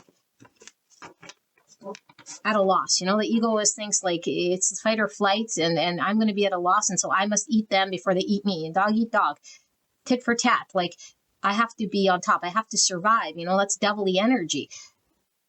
And it really feels that way. And so we do everything to sort of just like react, you know, but it's like in that moment, we can also choose love, which is the truer path, but we can't see what's truer when the fear is loud. That's why the intuition has to come online. And so Spirit's saying the intuition comes so we can see the ego illusion, so we could see the true love of God. Okay, agape love, unconditional love, and see beyond the fear so that we can make the decisions and say the things that are actually in line with greater truth, rather than a wounded, shadowy person that feels betrayed and feels rejected and feels like they're done dirty and feels entitled to this person better come correctly. Not going to happen. So let's see. Clear and concise message for the greatest and highest good of pile number 3 regarding their shadow and this person that I'm channeling for the greatest and highest good of pile 3. How is their subconscious shadow being manifested in connection? And what do they need to know about it? For pile 3, Spirit, how is their shadow self, the subconscious, manifesting and creating challenge or creating a world for pile 3 and this person that I'm channeling that they need to be aware of? 7 swords, the inauthentic self, the veil. The need to see beyond the ego, because the ego is the untrue and the God love is the truth. Remember, I say God love is synonymous. Everything else is an illusion. Even if I believe it to be true, it's just my perception. And so if I believe this ego story, I really was done dirty. They really did lie to me. They really did all those things. And I believe it so much so that I'm fixated on this point of view. I'm carrying this mirage illusion that I'm claiming that an egoic thing has more weight than truth. Okay, and so we don't deny that an experience happened, but the internal world and the impact that that action had in me, that's the thing that I can control. And when I see through that, then I could see through the other person's action. And 100% of the time, when a person is acting out of line, it's always through their own ego, their own mask, their own pain, their own wound, their own shadow. And it diffuses the situation. It doesn't feel as rejection and bad. It just feels like, oh, this person is hurt. This person's in shadow. And then there's acceptance and love. And then we can connect with those people and still love them. And not be defensive with them and not be you versus me.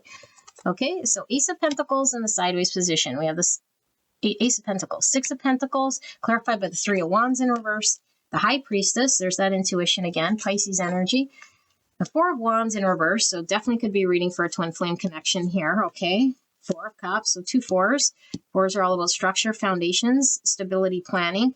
But 44 is a master number. Integrity is foundation. Treating the earth as home and a temple. Manifestation and leadership. We have the Empress in reverse. Taurus, Libra. It's divine feminine energy. We have the Sun, ego card, Leo.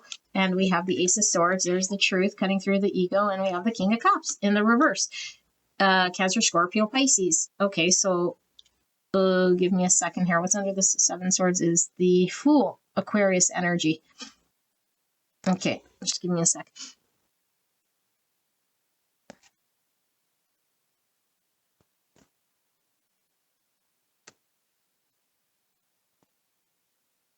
Okay, beautiful angels. I'm just going to explain it in different ways here so everyone can get the message however they need to get the message. There is a desire for a real opportunity here for something new to manifest in the 3D world in a way of connection relationship, because that's what we're really reading about here, okay? And it's sort of on ice, if you will. Okay, and so Spirit is saying our desire is always to have progress, to move, to expand, to grow, and to take connections to next level. And when it feels stuck, we have to ask ourselves why. And the only reason why something would be stuck. Okay, now we were getting the skunk energy, which when we read in the book, it was talking about sometimes there's nothing you can do and it's all up to the other person, which is still true. You can't force in a relationship someone to move forward or to take it to the next level or to commit or all that. That is true. Okay, but this is not about that at this point in time. This is solely about what I can control is my own world and how I intake things here and where I invest and where I give. I could choose to give to situations that aren't moving. I could choose to invest my time, energy, and effort and love and pour into wherever I choose. I could choose to pour it into egoic beliefs, resentment, anger, frustration, seeing rejection, disappointment, woe is me, I'm working through shadow, but it's this person. I can invest in seeing that person as the issue, the problem, the challenge. Where are they doing? Where are they going? How are they feeling? I can invest in Spirit. I don't want to suffer. Spirit, I know I'm on a spiritual journey. I know I'm learning about self-love. I'm learning about boundaries, self-worth, that I got to be whole and complete. Show me what to do. That's where I'm going to invest. Spirit saying you can invest in that. And that is investment in seeing through the illusion of the ego. That's the only place that you're being asked to invest. And then you can move forward in relationship because this is what you're learning about. So then this opportunity becomes available. Until then, it's on ice. Because you can keep investing in the devil, you can keep investing in the ego, you can keep investing in the narrative of they did me dirty, or I'm angry, or I'm upset, or I don't trust, or I need relationship, and if it's not them, then I'm going to find it somewhere else because I still need to fuse with someone else before I feel whole. It's like, no, fusing with someone else, looking for another relationship isn't going to solve your problem. Okay, now you can date all you want, go ahead. But this is all about learning about the Empress energy, feeling whole, complete, without anyone or anything, loving oneself, understanding one's own boundaries, being able to give and receive love from a healthy place, not feeling rejected, not feeling slighted, not feeling like we need a certain list of things to be done before we could feel valued, before we could be seen, before we can give love, before we feel worthy of love or deserving of love, or feel like we have to overgive more or do something in order to attain it or make us feel okay. It's like, no, we don't need to do anything to feel okay. The only thing Spirit wants us to do if we're suffering is see through the ego. Everything else will happen on its own. Everything will flow naturally on its own. Our job is only to invest in Spirit. Show me how I can invest in seeing through the truth of the ego, cutting through illusion here because I feel rejected. And Spirit says, well, I gave you your intuition for a reason.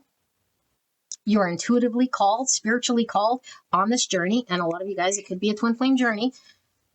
And you were called by your intuition that you feel like something is really strong here pulling you. Your intuition is going to be blurry and not clear if there's too much fear and too much ego. So know if your intuition's online. First, you need to know the difference. And then you need to ask yourself, where are you investing your energy? Is it in following another person and what they're doing and what they're and giving to them and making yourself available to pour into a situation that's unavailable? And it's only unavailable because it's still premature and it's not moving. And the only reason it's not moving and premature is because Spirit's saying this type of spiritual connection needs to do a step-by-step process. And the first process here is working through this ego. That's the first call of action. First call of action, see through the ego. I won't let you move to step 2. You cannot go and collect $200. You got to do the first step here. You can't bypass this. I won't let you get this. Not because you're not deserving of it, not because it's not going to come for you, not because this person doesn't want the next step, because I, the universe, am blocking you until you do this thing. Because you have a wound in the subconscious that is all around your own self-worth, self-value. And so therefore, you're experiencing disharmony. Therefore, you can't come into union. Therefore, whoever you're trying to work with will not commit, will not create in the 3D. It's not stable. It's not grounded.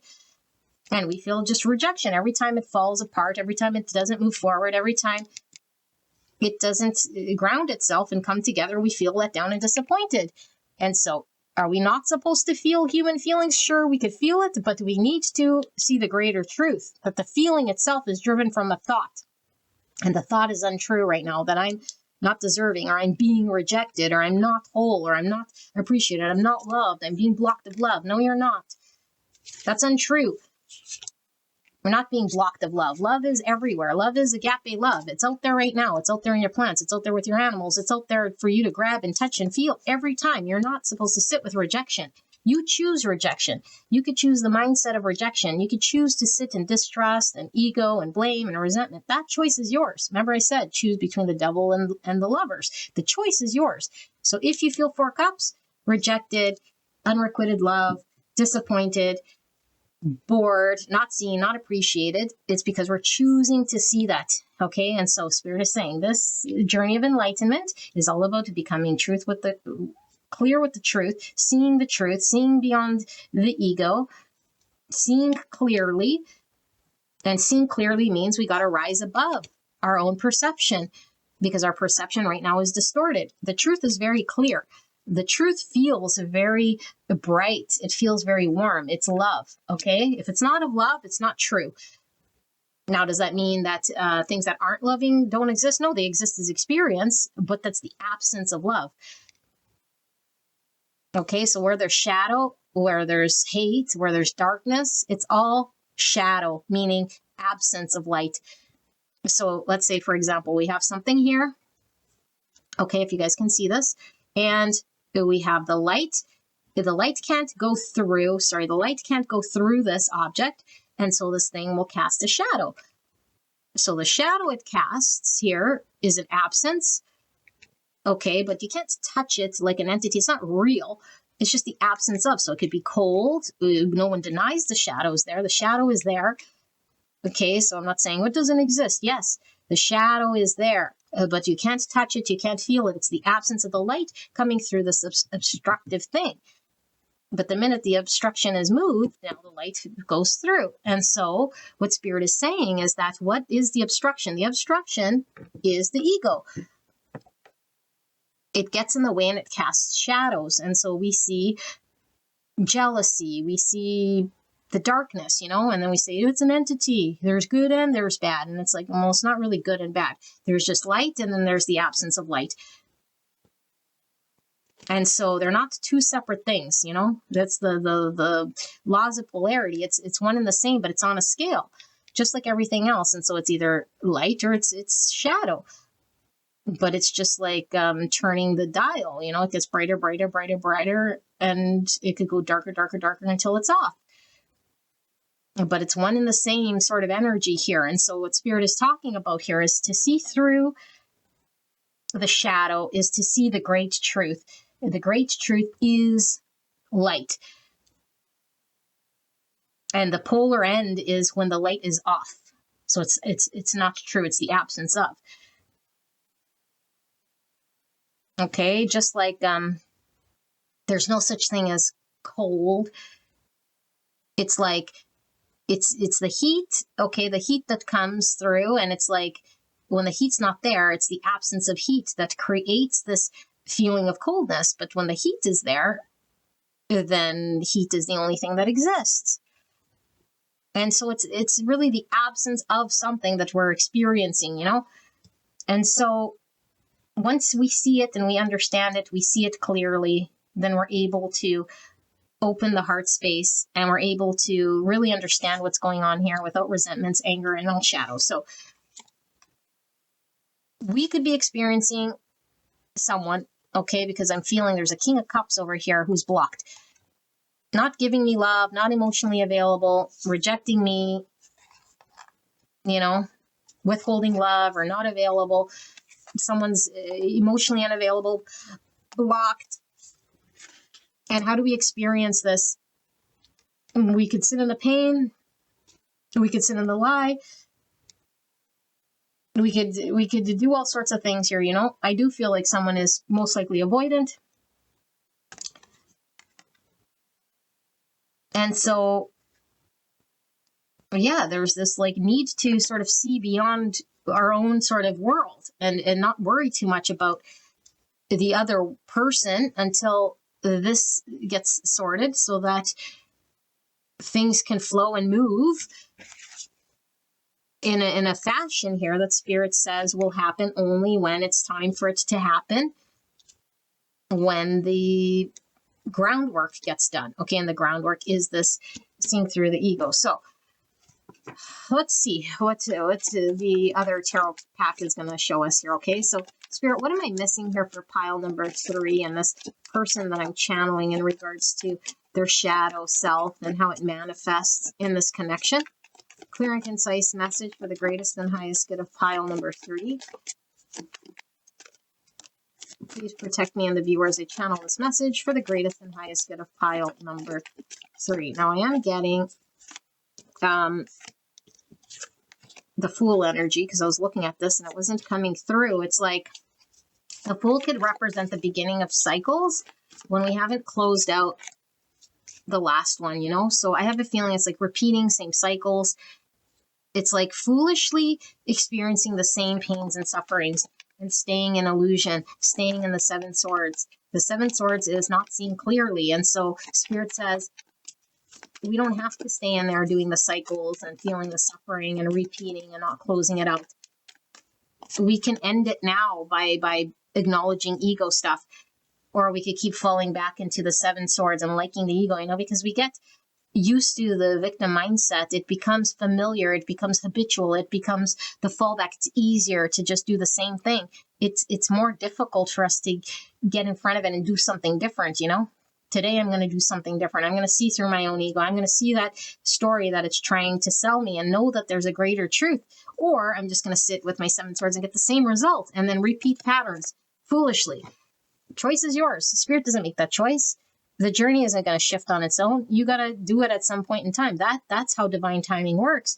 Once you get on that bandwagon, then the divine timing unfolds in a different way. But divine timing is going to be constantly stuck, which is why maybe we haven't had any traction. Who knows how long, you know?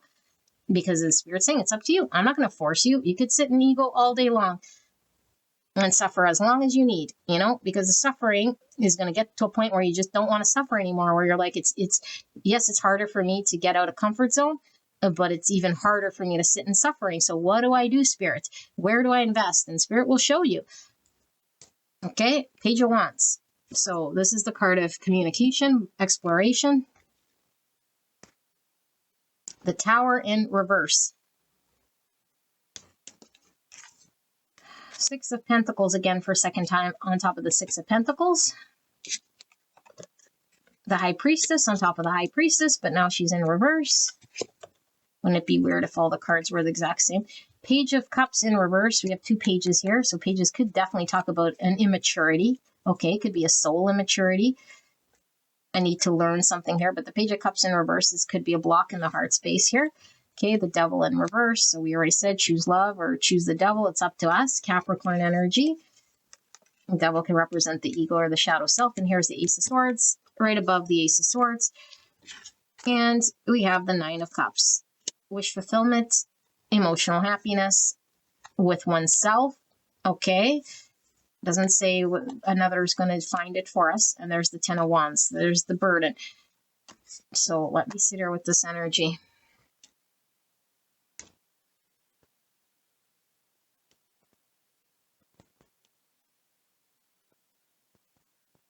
Okay, beautiful people. Spirit is acknowledging. There's a heaviness here. Okay, there's no doubt that there's a burden that we're carrying. We don't have to carry a 10 Wands. A 10 of Wands is a choice to carry a burden or not. It's like you can put down this burden, Spirit's saying, okay? And The only reason we wouldn't is because we don't trust if we put it down that we're going to experience what we want to experience, or something might not unfold the way it's not going to happen. The only thing that's going to happen when you put down this 10 of Wands is the tower is going to fall. The tower needs to fall. You're not letting the tower fall right now. There's a lot of not wanting it to fall because maybe, I don't know, we keep hope alive, or maybe there's a potential, but it's like, I have a feeling you're trading a little bit of something, maybe like page type communication, or a little bit of an opportunity, or a crack in an opportunity to remain being burdened by this, not experiencing the full meal deal, out of choice. Because if I let the tower fall, I might lose out on this opportunity altogether. The opportunity to explore, the opportunity to have the communication, or to do the thing. And Spirit's saying, no, that means you're not trusting. Okay, so Spirit is really bringing back to your attention, where are you investing your energy, your effort, your time, your communication, and where are you giving it to energetically? Is it following another person energetically, what they're doing, saying, how they did this, that, and the other? Is it reviewing your hurts or your victim story and just keeping it alive by believing it? Or is it, like I said, saying, Spirit, I want to invest in the dissolution of what's not true, because curiosity is what spiritual growth needs in order for there to be change and revolution. Okay, like for something to really change, we have to be curious to find the truth. And the curiosity has to be more than anything else here. It's like, I'm curious for the truth more than anything. But if we choose, like, I just want relationship, or I just want, like, but then we're not going to heal this. It's like, I'm suffering so much that I am so hungry for the truth. I want to know what the truth is. Then we start to energetically invest in that. Because I could be blue in the face to tell you what you can do, but it's like, your value system is driven by what you do day in, day out. If you continuously do whatever you're doing, it's telling you right then and there what you're valuing. Okay, but if you feel suffering at the same time, then how much suffering are you going to take? And so the suffering has to get loud enough where it's like, I got to change where I'm investing. I feel too much suffering. It's getting too heavy. And Spirit says, okay, when you're at the point of too much suffering, you can't carry it no more. You're ready for the tower to fall. Let your curiosity guide you.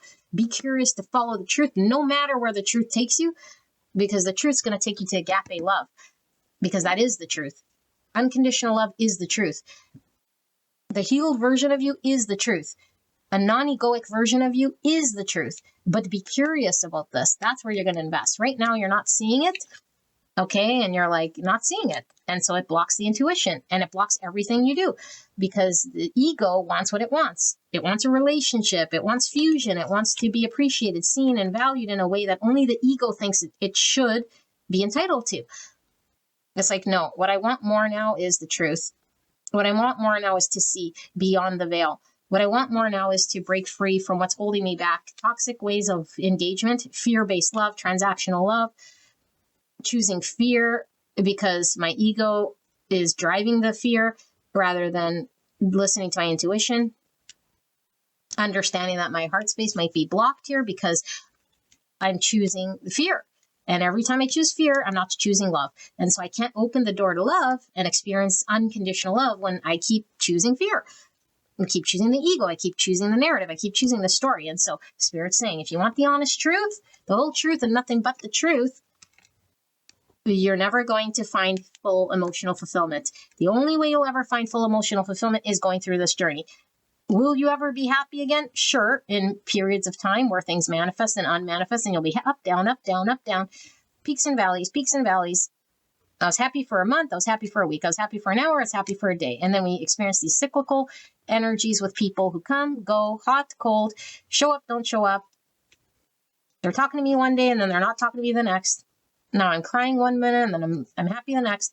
It's like, no, you don't need to be on a seesaw You don't need to be bound to other person's schedule or how they prioritize you or whether they reject you or accept you or whether a connection is going to approve of you or not. No, none of that. The truth of the matter is that you're going to see agape love for yourself. It's going to free you from the devil. It's going to open your heart space. You're going to be emotionally happy. And then guess what happens? Right when you're emotionally happy, everyone wants to be your friend.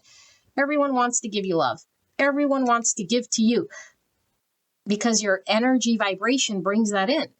Okay, and you work through seeing through the veil and the illusion, and your intuition is on point. But until then, it's high fear, So this is what Spirit's talking about here, beautiful angel, and I was delivering it like it was you because I pretty much was giving advice this whole time, or not me, but Spirit.